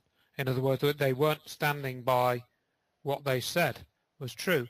Now, going back to Dr. Wood's case, I wasn't, I wasn't at the World Trade Center when 9/11 happened, and I wasn't, I'm not a qualified scientist like Dr. Wood is, but I did nevertheless submit an affidavit, because I felt that if I was to be called as some kind of witness or something in that court case, I wanted to make sure that the people involved with the case knew that I was serious about what I was saying, and that to the best of my knowledge, everything I'd said about it was true. So I was, when I think Jerry Leapart suggested that I submit an affidavit, I can't remember, I think he suggested it, but I honestly can't remember it was me that suggested it, but he agreed to it, but whatever the way around it was done. And I had no qualms about doing that. I was absolutely, totally committed to doing that. And John Hutchison submitted one too. Correct. Yeah. So these people that say that John is a fraudster, then it's a very strange thing to do, to submit an affidavit in a court case. And Stephen Jones would not do such a thing. Right, and he didn't. So again, what does that tell people when they study these details? But it's easy in these talk shows to kind of gloss over these sorts of details. Because they're entertainment. They're not not sworn testimony. Yes. And that's the difference. So, this is the difference between theorizing and actually presenting real evidence in, the real world, as it were, where you're actually trying to solve a case or reopen a case or further the understanding using legal means, getting documents revealed, putting people under oath, holding people accountable for what they've done. In the case of those contractors that work for NIST, at least, that's the difference. I submitted evidence in my case. I was not sanctioned, fined.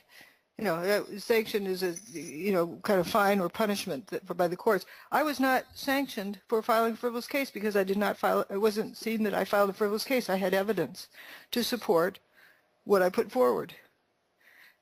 April Gallup's case, they put forward conspiracy theories, not evidence. Yeah.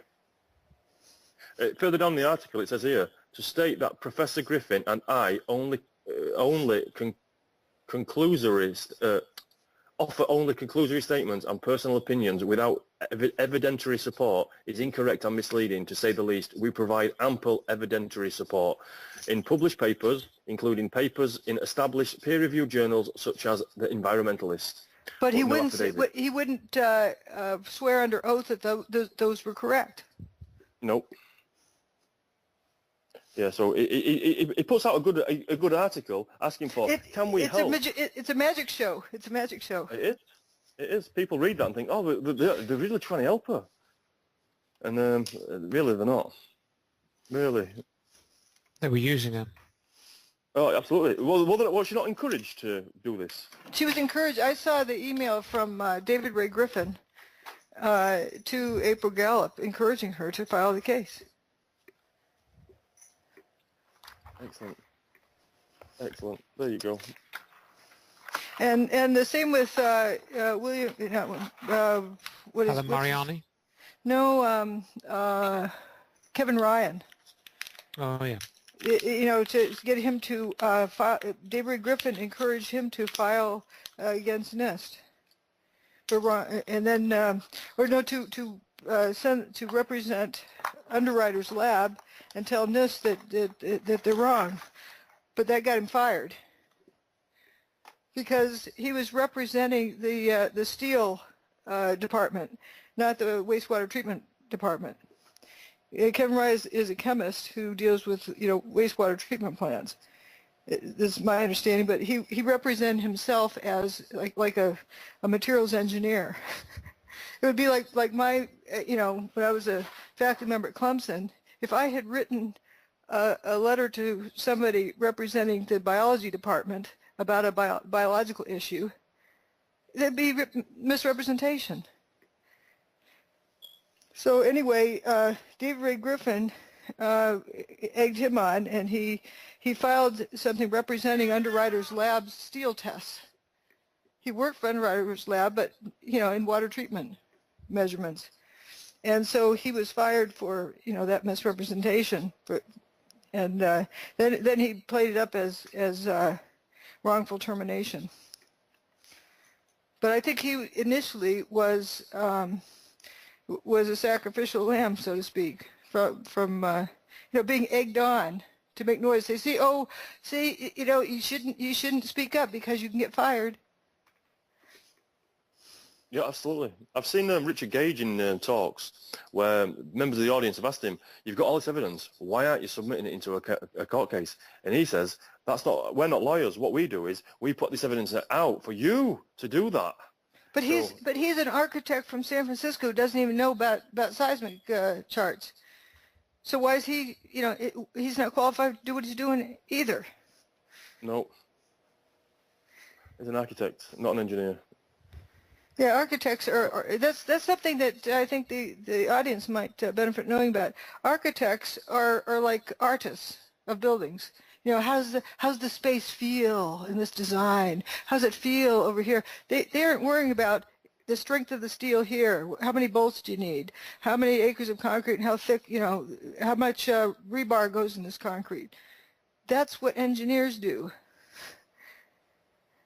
An architect will go, "Shall we put an arch in this doorway?" Engineer, is it possible to make this into an archway? And he has to get clarification to make sure it's feasible. Yeah, can we make this an archway here? Is there enough support? Without, we want this to appear to be balanced on nothing. You've seen some really interesting architecture where it looks like there's nothing supporting something. Yeah. That's the concept of it comes from an architect. But then the mechanics of it come from an engineer who figures out how to do it structurally. And then there's the builders who follow directions and build it. In engineering schools, often, they have special watered down statics class for architects, statics for architecture students, because they can't hack it. And that's the first basic engineering course the engineers take.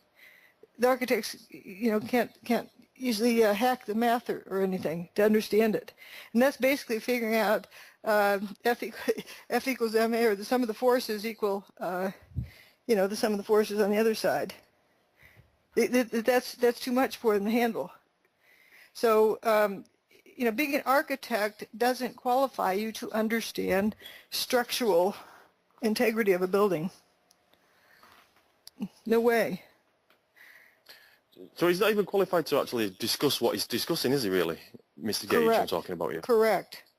He's not a scientist. He's an artist or a businessman. There's some parts of architecture where they, like you're going to make a strip mall or cut up land into, where the road goes in the subdivision, it curves around, how you're going to chop up the land for putting houses on. That's more of a business type thing. But true architect, and you can look at the designs of famous architects. It's all about how's the building look, how's it make you feel, what's the concept. Like remember the twisted building, the torso building. That's not an engineer doing that. That's an architect doing it, an engineer figuring out how to do it. The architect has the idea. But it's like a three-dimensional painting. Sort of like an interior designer in a way. It's more associated with that. How does the space in this room make you feel? Does it inspire you, wake you up, or make you feel empowered? I'm an engineer trying to describe an architect's job. That's the best I can do. But I do know that clip from the Liars page of the Richard Gage getting caught by the guy that he's getting interviewed by. No, it's Dr. Abe. Oh well. No, this is Ralph. Sorry. Ralph, I think. Oh, okay. Because here we are, an unqualified engineer.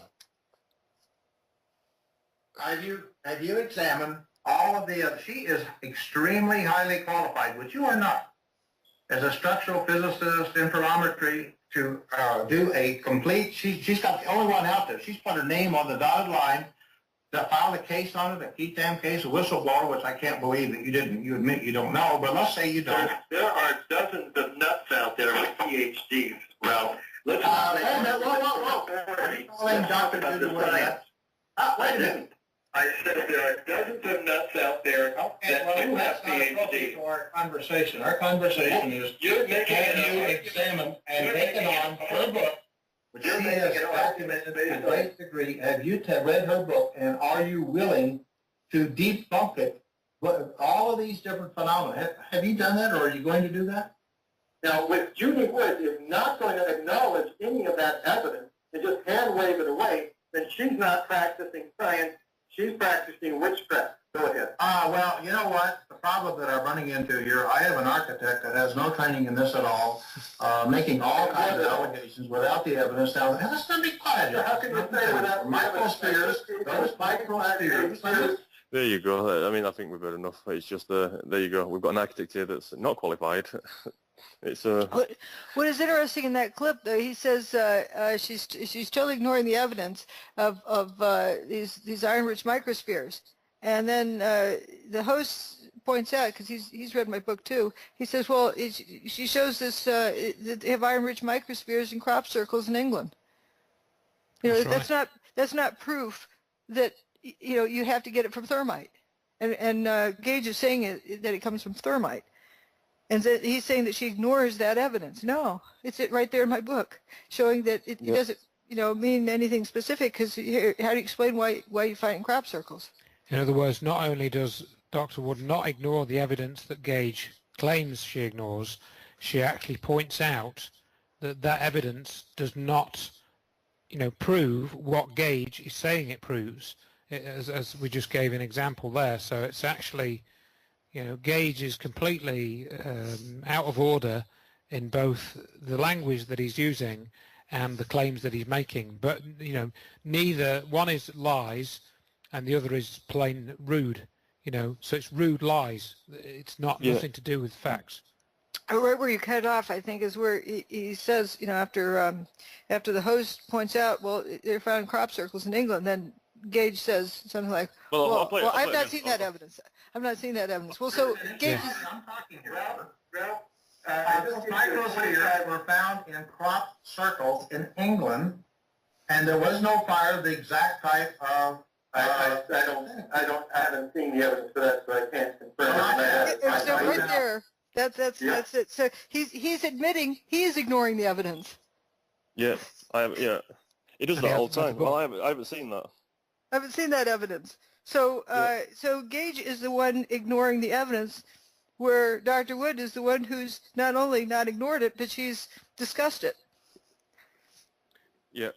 He actually says she ignores the evidence in page 120 to 128 of her book. So that means Gage has got your book, and he's read it, or he hasn't read it, he's cherry-picked to the section. 120, page 122, page 123, page 124, and if you notice the comments in that video, for people who have read the book, they say, wait a minute, no, she doesn't say what he's claiming she says. If somebody has the book, look, it says the opposite of what he's saying. It's very manipulative. I don't deny that there's aluminum powder, a reason for having aluminum powder and iron oxide in the dust. I don't deny that. He says you deny molten metal running away. Well, first of all, look at the his thing about thermite in the dust. The dust has in it lots of stuff, including iron oxide and aluminum powder, but to extrapolate from there and make the leap, fill in this gap with speculation, say that somehow that proves what happened to buildings, that is no different than saying I found steel dust, steel particles in the dust. So therefore, in knowing that that steel makes up what scissors are, that proves that scissors cut up the building. It's identical in logic. Yeah. Just because you found various ingredients in the dust, you can find all sorts of stuff because everything that was in the building, if the building turned to dust, and I think he's now coming to the point of admitting that, if the majority of the building turned to dust, you're going to find every constituent of the building in the dust. So how do you determine what's attributed to what? Absolutely. I'm sure there's steel filings in there are from scissors, because everything just about turned to dust. The majority of the building turned to dust. You talk about chocolate chips in the dust, because there were obviously chocolate chip cookies in there, but that could have come from a chocolate chip muffin, a chocolate chip cake. You don't even know where it comes from. It doesn't even say that they're combined as cookies. Yeah. You have. Well, I could actually read that portion. Let's see. Got the earmark here. Okay, the buildings were turned to dust, and therefore the dust would be expected to contain all traces of all materials that were in the buildings. Finding traces of chocolate, sugar, and nano wheat, in other words flour, in the dust would not prove that chocolate chip cookies turned the buildings to dust. It would not prove that the ingredients had even been combined as chocolate chip cookies in the buildings, nor that such cookies were capable of turning the building to dust. The same is true for thermite. Finding constituents of the building in the dust does not give proof of what happened to the buildings. In this case, focusing on particular constituents found in the dust and claiming that those constituents support a particular theory may actually distract attention away from the central and incontrovertible fact that most of the buildings and its contents were quite simply turned to dust. Absolutely. You don't even know how these things are put back together. Yeah, that's why I say finding steel dust doesn't mean that scissors, they were combined as scissors to cut the buildings. And I've seen some of the thermite folks say, well, it shouldn't have been there. Right, the building shouldn't have been turned to dust. Or also chocolate chip cookie remnant shouldn't have been there because, Susie Jones up there on the 85th floor was on a diet, so she shouldn't have had cookies in her dust. Where do you stop? Saying it shouldn't have been there. Yeah. Okay. I was What does else Richard Gage say you deny? The molten metal. He says you deny the molten metal. Do you see molten metal? I don't say I deny molten metal. I wouldn't say I deny molten metal. I say there's no evidence for hot molten metal. You know, I say hot things glow, but not everything that glows is hot. And if you see something glowing that's rolling over a piece of paper and the paper isn't burning, I think it's pretty safe to conclude that stuff is glowing for a reason other than being hot. Yep. And the idea that there's rivers of molten iron underneath the Trade Center. We're going back to 2006 now when I say, oh, it was flowing. And it was still flowing after 6 weeks, Stephen Jones would say. And I'd say, okay, does it flow down in the morning and up at night? Or does it flow in the tributaries out to the ocean? I mean, where's it flowing after 6 weeks? Yeah. You know, if you have rivers of molten metal, where's it go? If you try to run it underwater, it's going to be, bubbling up and doing a steam explosion. Yet we have lakes of water where firefighters are walking around in knee-deep water in the afternoon of 9/11. They don't look like boiled chicken. It's obviously not hot water. The idea is molten metal. If there were molten metal, there would be no pools of water. The water. If it was hot molten metal. Yeah. The high heat, stories, just because it gets repeated over and over again, or because a first responder interpreted that way, that's just like, you've heard the George Stephanopoulos clip where he says he asked a volunteer, one volunteer, Robert Galinsky, explained the building all fell down into the ground, was pulverized, evaporated. Well, does that prove that the building was evaporated? No, that's his interpretation. The best he could do at that time, because he's explaining what you see in that testimony of his is that there's not enough material there to what you would expect to see, and he's doing the best he can to explain it away, but that doesn't mean that he's a scientist and has determined that. So hearing explosions going off doesn't mean that bombs were used. No, we started off with that. We started that. Yeah. We started that with the. We started the episode with that. It's the same theme. Just because somebody identifies a sound doesn't prove what caused the sound. The same with identifying a lack of building doesn't mean what happened to the building. Or it's when people start making this leap.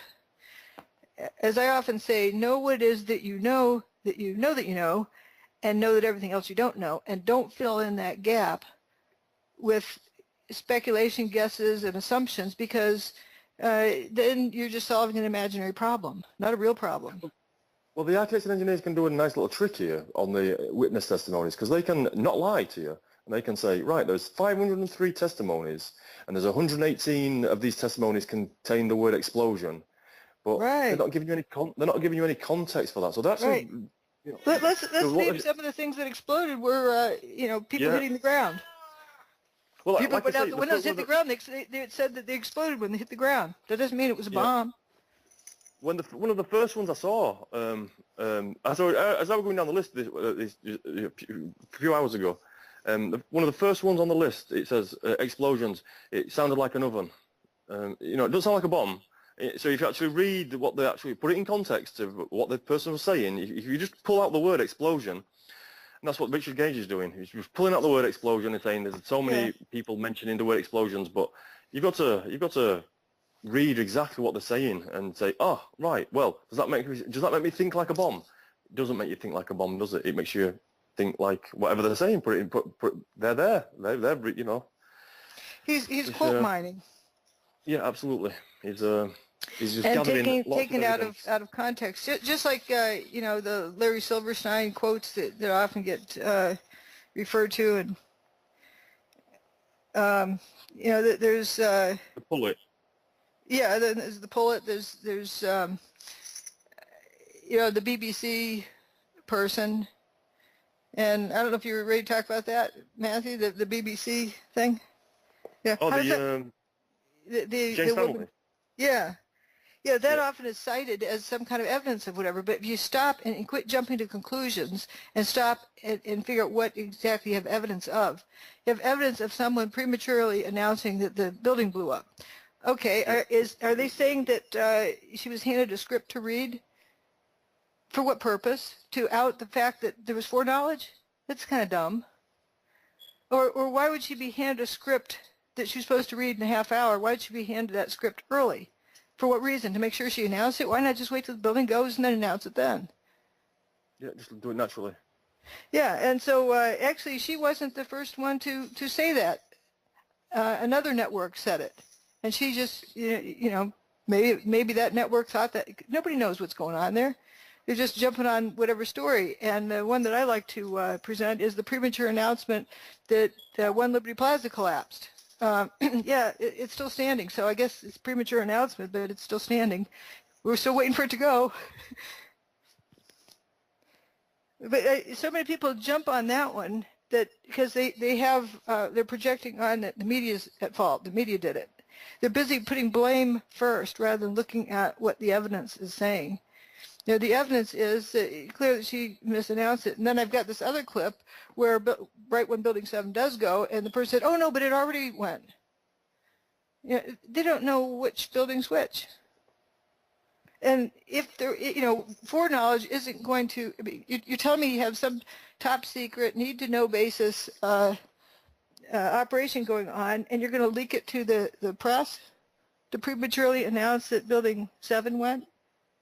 Oh, this is where I've got the clip here in front of me, the CNN clip. So, For the Israeli foreign minister, a long time Israeli leader in any number of governments, joining us from Jerusalem tonight, where it is a little bit after 11 o'clock, about 10 minutes after 11. Thank you, sir, for joining us.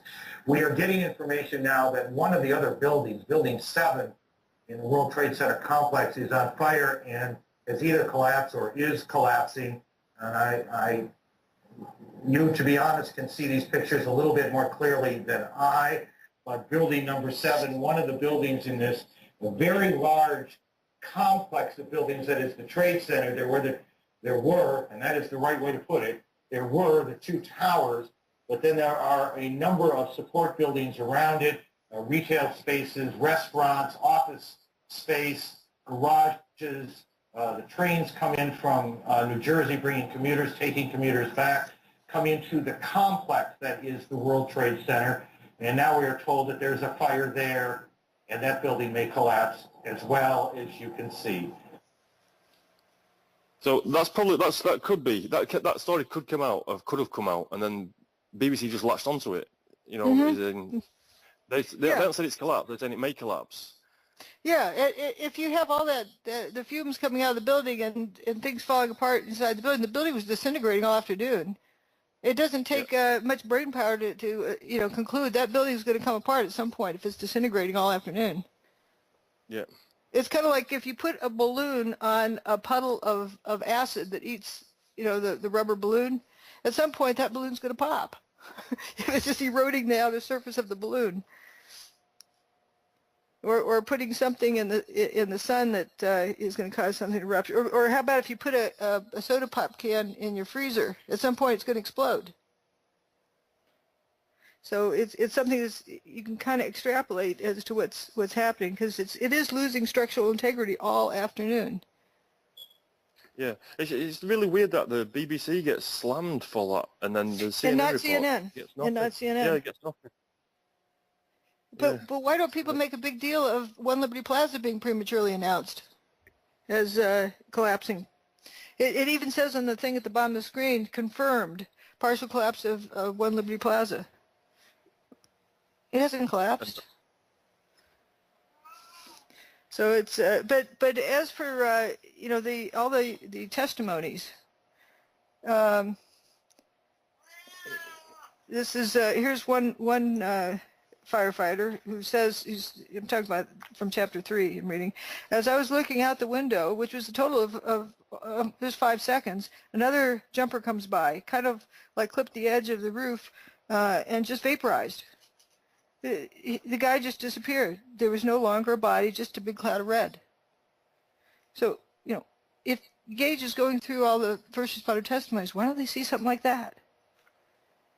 Yeah. And, the second one I wrote starts talking about body parts all over the place, and a firefighter covered up the torso of one, just simply because he didn't want to look at it, I think. Right. They, out of respect for it, he put his jacket on it. And I've seen body parts just going everywhere when they hit the ground. So you'd see one guy hit, and then there was a boom, and you see his arms and legs just fly off. So there's a person going boom. Did Richard Gage count that as a bomb? Well, he could do. This is the thing I really wonder about when people claim they go through the first responder testimony, because the truth is in there.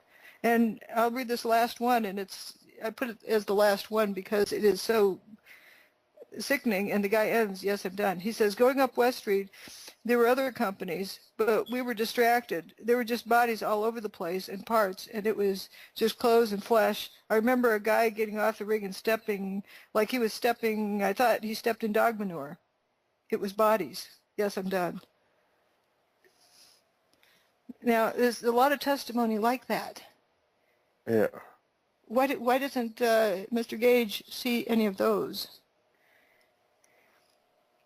Yeah, well, apparently, Dr. Judy Wood denies the witness testimonies, but there's over 100 in your book. So yeah, at least, and there's, So it's again, if he just says something, people just lap it up. They don't actually check to find out whether he's accurate, how accurate his statement is. Right. It's let's see. There's quite a few other ones that I was reading to you the other day. I don't know which ones are good. Yeah. Well, we've got here's one guy who says, "I'm thinking that it was the top third that came off, but you see, because the cloud is dust still there, but then he learns that it's dust and powder. There's nothing left of the building. He didn't hear a big boom go off. He didn't hear a bang, or there's an absence of sound. And he's expecting, he thought just the top of the building tipped over because that's all he could see, and then there's dust all over the place. When the dust cleared, where's the building? He was surprised to find the building missing. Well, I think that's the general theme for people who were there. That the shock that the buildings suddenly aren't there. And that it was not smoke, because this is a good one. So somebody, which actually helped me, I don't know who it was, after somebody said, "I can't breathe," somebody, I don't know which direction it came from, screamed out, "Don't panic, relax, it's not smoke, it's just dust, just relax." Because when smoke fills the air, it displaces the oxygen. And these guys were worried that they're goners, that this was smoke and they would be dead. But hey, just relax. It's just dust. It's not smoke. That's why you have to get down underground to get underneath the smoke. Right. Now, with the dust, they had to stick their face in their armpit of their shirt to use their clothing for an air filter because there's so much. This guy talks about, he says at that point when I started to realize my mouth was filling up like with a sandball, all of a sudden I realized when whoever said that, now I'm starting to pay attention to my surroundings. I realized there was no heat. You could breathe. Stuff was going in your mouth, and it was a cool air coming in when you breathe it.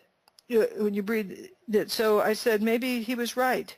You couldn't see it. It was gritty, but everything was black because it blocked out all the sun. But the air, it was initially cooler than ambient temperature, and you could breathe, meaning it was not smoke.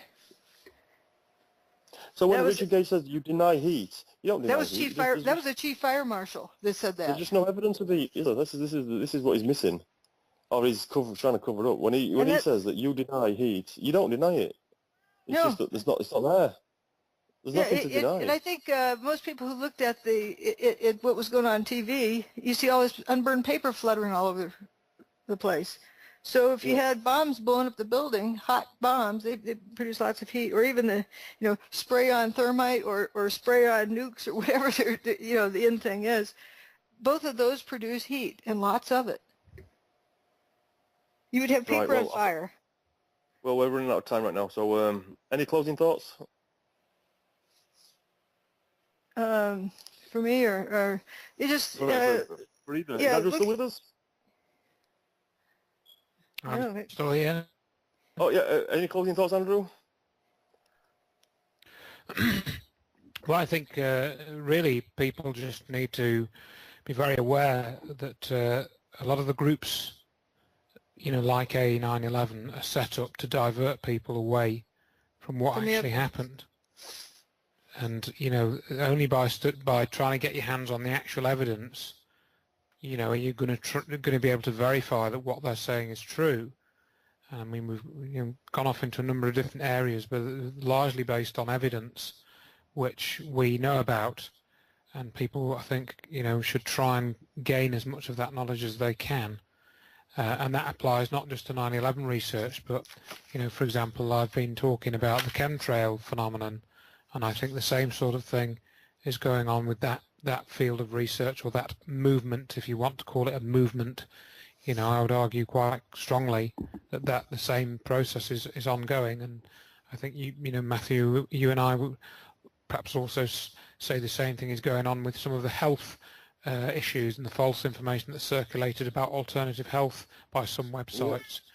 So it's across the board really that you've got to be really careful that you do research as much as you can and try and go to the raw evidence and not just people's statements about it.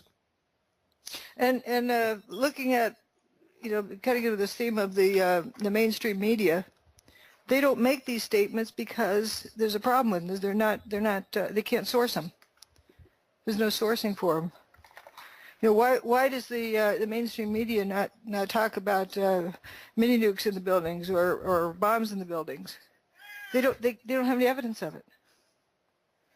No, but they do talk about things that they don't have evidence for, or they kind of have evidence for. Yeah. They don't have an endpoint, but they leave it at that. They can correctly say that NIST concluded blah blah blah. Yeah.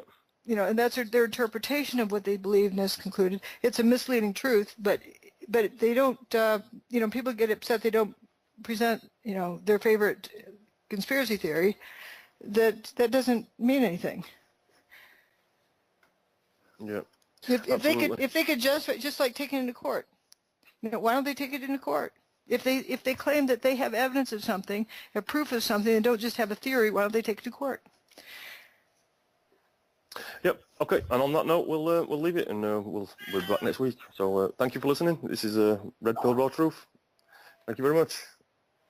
Thanks. The report would be inconclusive. Yeah. So either you know or you don't. You don't have a theory. Well, yeah, that's what I mean. I think we've covered enough evidence over the last couple of weeks to know that that's what happened. I don't think we have to go through all the evidence again. I think we've right. I think it's established now. That's what happened. Using the analogy with a dead body, if it's doesn't have a bullet hole in it, you could also rule things out. Like you can rule out death by gunshot wound. He doesn't have a bullet hole in him, and he doesn't have even large amounts of bruising, like the bullet didn't bounce off his skull. There's no holes in his body, and he doesn't have any major bruising. So you can pretty much rule out death by gunshot. And but even if you found a gun in his hand, oh, we found a gun over here, or somebody standing in the room had a gun in their hand, so therefore, no, it doesn't mean that the guy was shot to death. No. That's a fantasy or something someone's making up. It has nothing to do with the evidence. The evidence would be that there's no holes in the body, so you can rule out death by gunshot.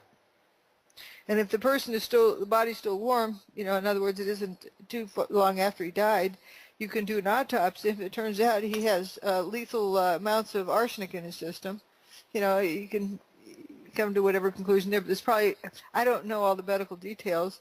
There's probably other things that you would find, like blue fingernails or something, at the same time to consistent data. I'm not a pathologist, so that's not my. I can't make up those stories as easily. Yeah, but I know exactly what you're saying. You're saying, you've got to look at the evidence. You've got to look at the evidence, and the evidence looks, yeah. Yeah, you don't need a theory. The evidence is either conclusive or it isn't. Like if you had a guy out painting his house, and then now his stepladder is overturned on top of him. He's laying on the ground, and oops, you can see that he's got a big, blunt force to his skull. There's a rock, is obviously his head, landed on the rock, and then his neck is broken. You can start figuring out what happened. Yep. But a theory isn't going to get you there. And that's what the people do. The people go, oh, the building was brought down by controlled demolition, and they start looking for evidence to support their theory, and that's the wrong way around. Right. Yeah, and this is... or people who, say, well, Dr. Wood claims that she doesn't have a theory, but she has a theory that blah, blah, blah, that is their theory they're projecting onto me. Yep. Find out in my book, where's the theory? Yep. I don't know, you need to check on your book. It's still sitting in the, I bet you the customs folks where you are haven't read this book yet, so they're slow readers. So that's why it's been a week in customs. Yeah, well, I'm waiting for it. I look forward to getting my hands on this book. As we were talking, I just checked, and it's still in customs. Nothing's changed. So it's been there a week. Right. But some people can read it in 2 days. Yeah, I think I will. But they have to read it several times. But that's quite fast. It would take me a lot longer because I absorb every word. That's something. But so it could have been one. Well, if they're not, if English isn't their first language, it might take them a week to read it. So maybe they'll start letting it out pretty soon. Well, I hope so. I want to. I've looked at as much evidence as I can find, pretty much without the book, and I think when you read when you read what people have said about the book after reading it, you think, I need to read this book. This is a book that I need to get my hands on.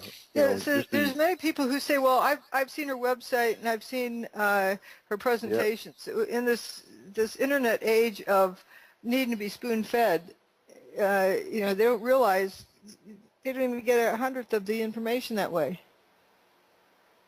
Yeah. Yeah. Everyone wants a YouTube video. Everyone wants a video on YouTube that'll tell them everything.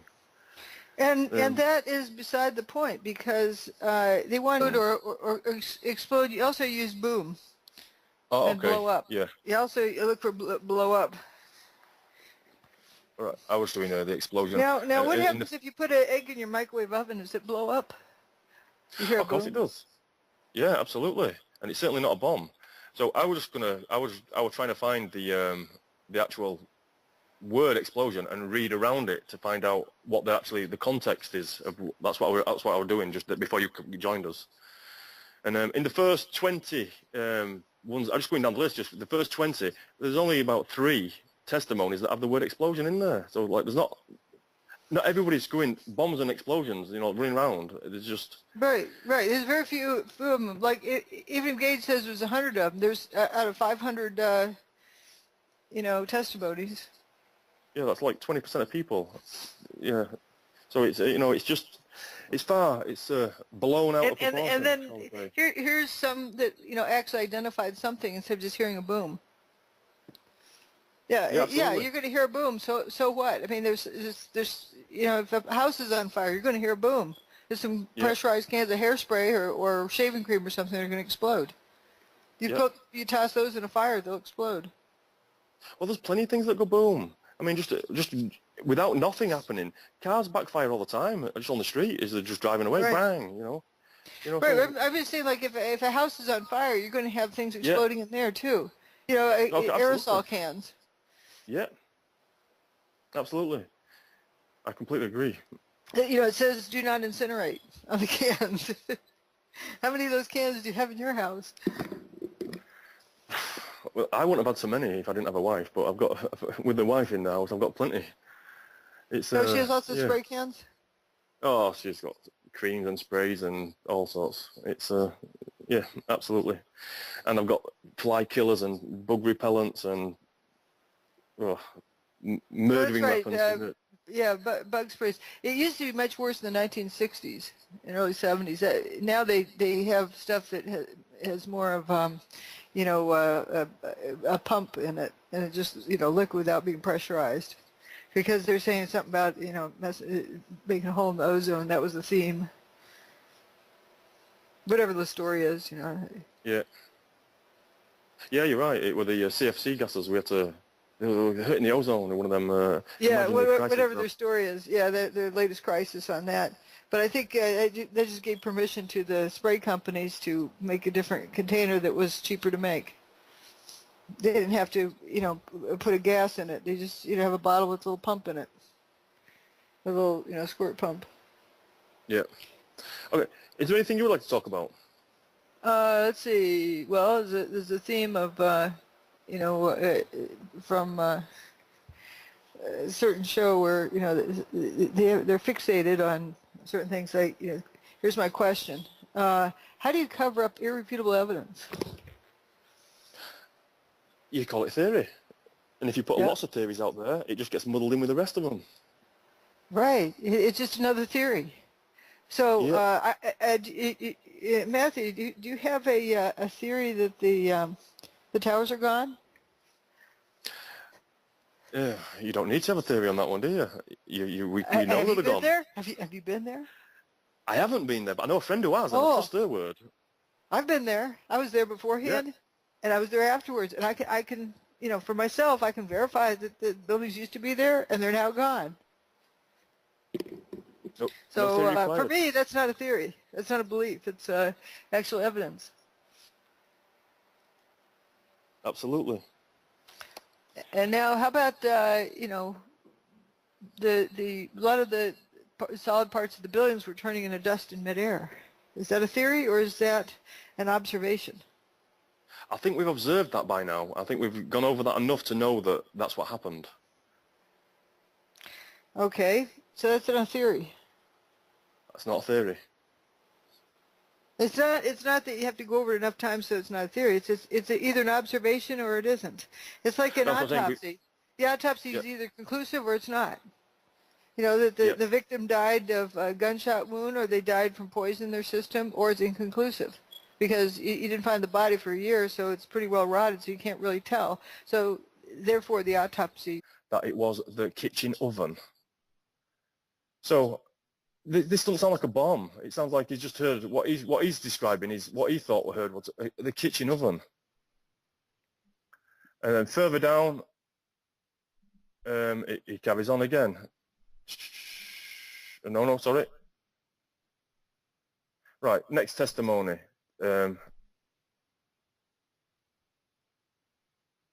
Right, this one is. Oh, sorry, that wasn't Lieutenant Abrahams. This was that one was a guy, Glenn Azenda, or something like that. Is 1, 2, 3, 4, 5, 6, 7, 8th down on the list, and that's the kitchen oven guy. This guy is Lieutenant Albram. On September 11, 2001, I was assigned to our MOS daughter who was sick at the school. Responded there. Before we responded there, I heard the call, come down, that an explosion occurred at the World Trade Center. Then I called my CO and advised him of such so he can respond. 1 second, Dr. Judy Wood's calling me. I think she's, I don't know if she's coming on. Because I've got nothing planned, I'm just going to read through these testimonies because it just puts it into perspective.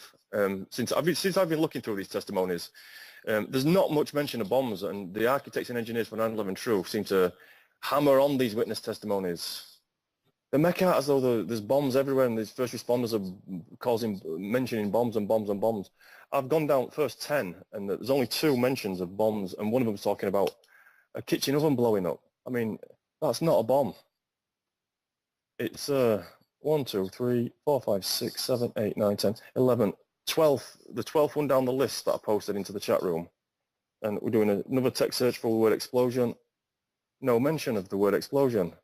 I mean, there's 503 of these. Hello? Hello. Hello, Dr. Julie Wood. Welcome to my show. Hello. I was just going through the first responder testimonies, doing text searches for the word explosion and trying to put it in context. And I found a few interesting ones. I found one that mentioned the word explosions, and it says what did they think was it? I think I'll close it. It said it felt like it sounded like the oven exploding. It didn't sound like a bomb. It sounded like a kitchen oven. So, you know, the architecture you have noise in your oven, like when you're cooking a turkey, you hear something go pop, spat. Yeah.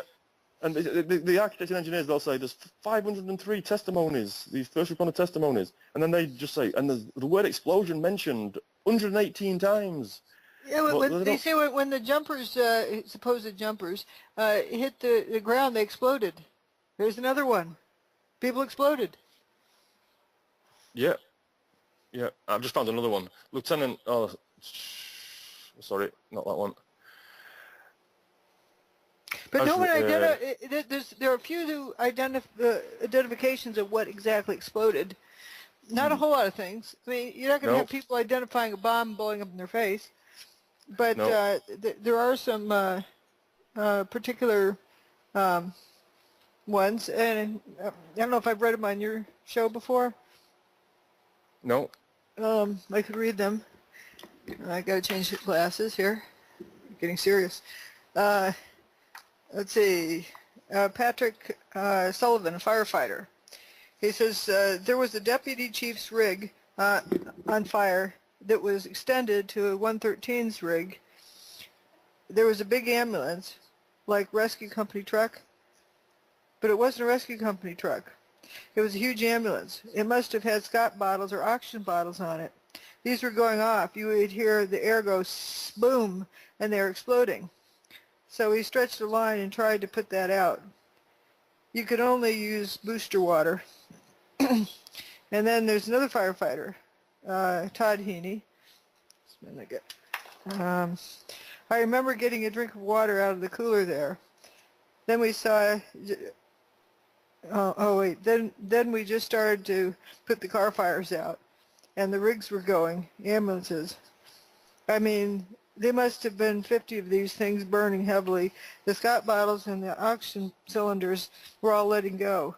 You would hear them blowing up left and right. Got a distraction here, a four-legged one. Okay, and then there's, let's see, Renee Davila. At this point, was your vehicle lost? This is an EMT. Basically, all we to do is to go around the building, come around, but it looked longer than usual. But it took longer than usual because we're walking in this shit. That's what he said.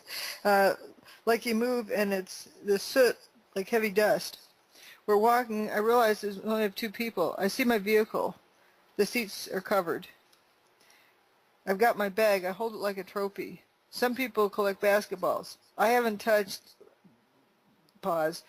Whatever the force was, it was so strong it went inside the bag. Makes you wonder what it looks like in there. Then he says, but we were there. Vehicle 219 was destroyed. And his supervisor says, well, was it on fire? And he says, what? And his supervisor asks again, was it on fire? He answers, fire? We saw the sucker blow up. We heard a boom. We were walking up Fulton Street. I don't know how far we made it up when someone says, the building's coming down. By that time, I realized it's a repeat. There's other ones that were describing cars, quote, cooking off. I remember too, the cars. Yeah, I remember too, the cars started to explode inside the parking lot. I mean, the cars started cooking off. They started going off, boom, boom, boom, boom, boom. I remember that. That was Michael D'Angelo, EMT. Yeah. And there's other things exploding as well. You've got cars exploding, but so when architects and engineers are saying there's explosions going off, they're not putting any context. Here we have oxygen bottles, or that's what one described as in air tanks. He says oxygen bottles or air tanks. That's what Patrick Sullivan. I've been ridiculed for making that statement, but that is what the firefighter was calling them. And then they have they're blowing up left and right. And another one says oxygen cylinders. That's a firefighter who says that. And then Renee Davila, his EMT vehicle, emergency medical vehicle, blew up. Another one has cars in the parking lot going off, boom, boom, boom. And wasn't there a policeman who claims his bullets were going off in his glove box? Yep, that was in that same what I call it, the toasted car park. So there's plenty of explosions going off, and if anybody at street level, at street level, yeah. Yeah. So is there a wonder what's going on in the building? I mean, you have these humongous air tanks in the building, air pressure tanks. If nothing else, used for flushing toilets high up, to give the flush more gusto. Like I call them turbo toilets. Like I guess airplanes have that too. Pressurized air so they don't use much water at all. And so, but you also have water tanks up there. So these would be letting go, using the words of the firefighters. When the walls of the pressure vessel weaken, at some point they're going to explode. They're going to be overpressure for the strength of the walls. Absolutely. So if you put them in context, there's not much. People say explosion, but there's architects and engineers are making it out as though controlled demolition, bombs, and there's just really no evidence for this. Patrick Sullivan's using the word boom, going off, and then let's see, blowing up. That's the term by Todd Heaney, and then Renee Davla had used the term blow up and boom, and Michael D'Angelo used boom, boom, boom. So those are descriptions they're giving. Yep. Going off, exploding. Yeah, I've gone down I'm just on the first responders page now. The witness testimonies. I'm just opening them up and just doing a quick text search for the word explosion, because that's what Richard Gates says. There's about 118 mentions of explosion. Red Pill, Raw Truth with your host Matthew Horbury. Exposing the lies, uncovering the conspiracies, searching for the truth wherever it takes us. The mainstream has been taken over. It's corrupt to its very core and can no longer be trusted. Our history is nothing more than a lie written to deceive us. Global education is a tool used to indoctrinate us into a system to control our very thoughts and stop us thinking for ourselves or even asking questions. The spirit of mankind is strong, and they know it. That's why they're attacking us from all sides using deadly vaccines, fluoride in our toothpaste and in our water, processed foods that contain harmful additives that have little to no nutritional value. They want you addicted to lifelong pharmaceutical drugs that make massive profits for them and cause misery for those that use them. They spray us with chemtrails that contain heavy metals and other toxins harmful to our health and poisoning the very soil we grow our food in. Using genetically modified food, known as GMO, they are turning the population of the world infertile so they can decide who is allowed to have children.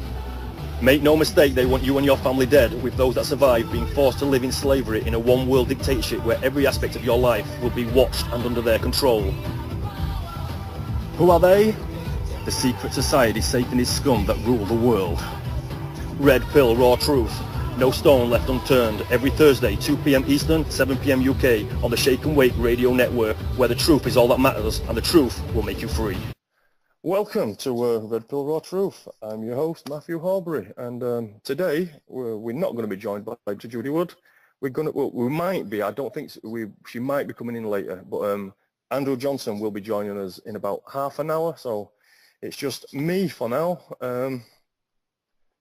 and Rick Reitner if he's going to be talking to me as well. But what I'm going to do today, for now, is I'm going to go through some of the oral histories that are, these are the official histories that have, from your firefighters and your lieutenants and your people that were on the ground of 9/11 at on the first responders, and these are all under oath. So these can be submitted in a court of law, right? And the architects and engineers for 9/11 Truth, these people, they put I'm just logging into chat room. Sorry. They'll search they will go through these. There's 503 of these testimonies, and they will go to these testimonies and then do a quick text search for the word explosion, and then they will present, in the testimonies, the official first responder testimonies, there's 118 mentions of the word explosions. Well, they're not putting any context to that. They're just making a blanket statement and presuming that these explosions are bombs. Now, if we go to these witness testimonies and we do a search and we can read the text around the word explosion, we'll find that there's no mention of bombs, or if they are, it's out of context. So what we'll do is I'm going to have a read through some of these testimonies. Right, so if anybody wants to join me, I'm going to be copying this link and pasting that into there. Right. Okay, I'm good. Right, so I've got a testimony. The first testimony that we get is...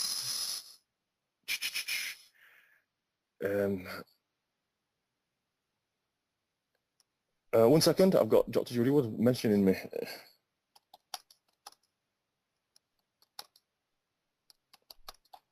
Yeah. Right. Okay. We've got Mr. I'm Paul Ranberg of the Fire Department of Police, New York. The time is now 6:03. I am conducting an interview with Lieutenant Albrum, and he is the 1, 2, 3, 4, 5, the fourth one down on the list I've posted into the chat room. Now, if we open that out and we search for the word explosion, right, the first gentleman, for some reason, I remember particularly, he was a gentleman in his 70s. He said that he was on the 59th floor of the first tower that got struck. He was actually ordering some kind of food at the cafeteria. I think it's the 59th floor, I'm pretty sure, and thought that when he heard the explosion,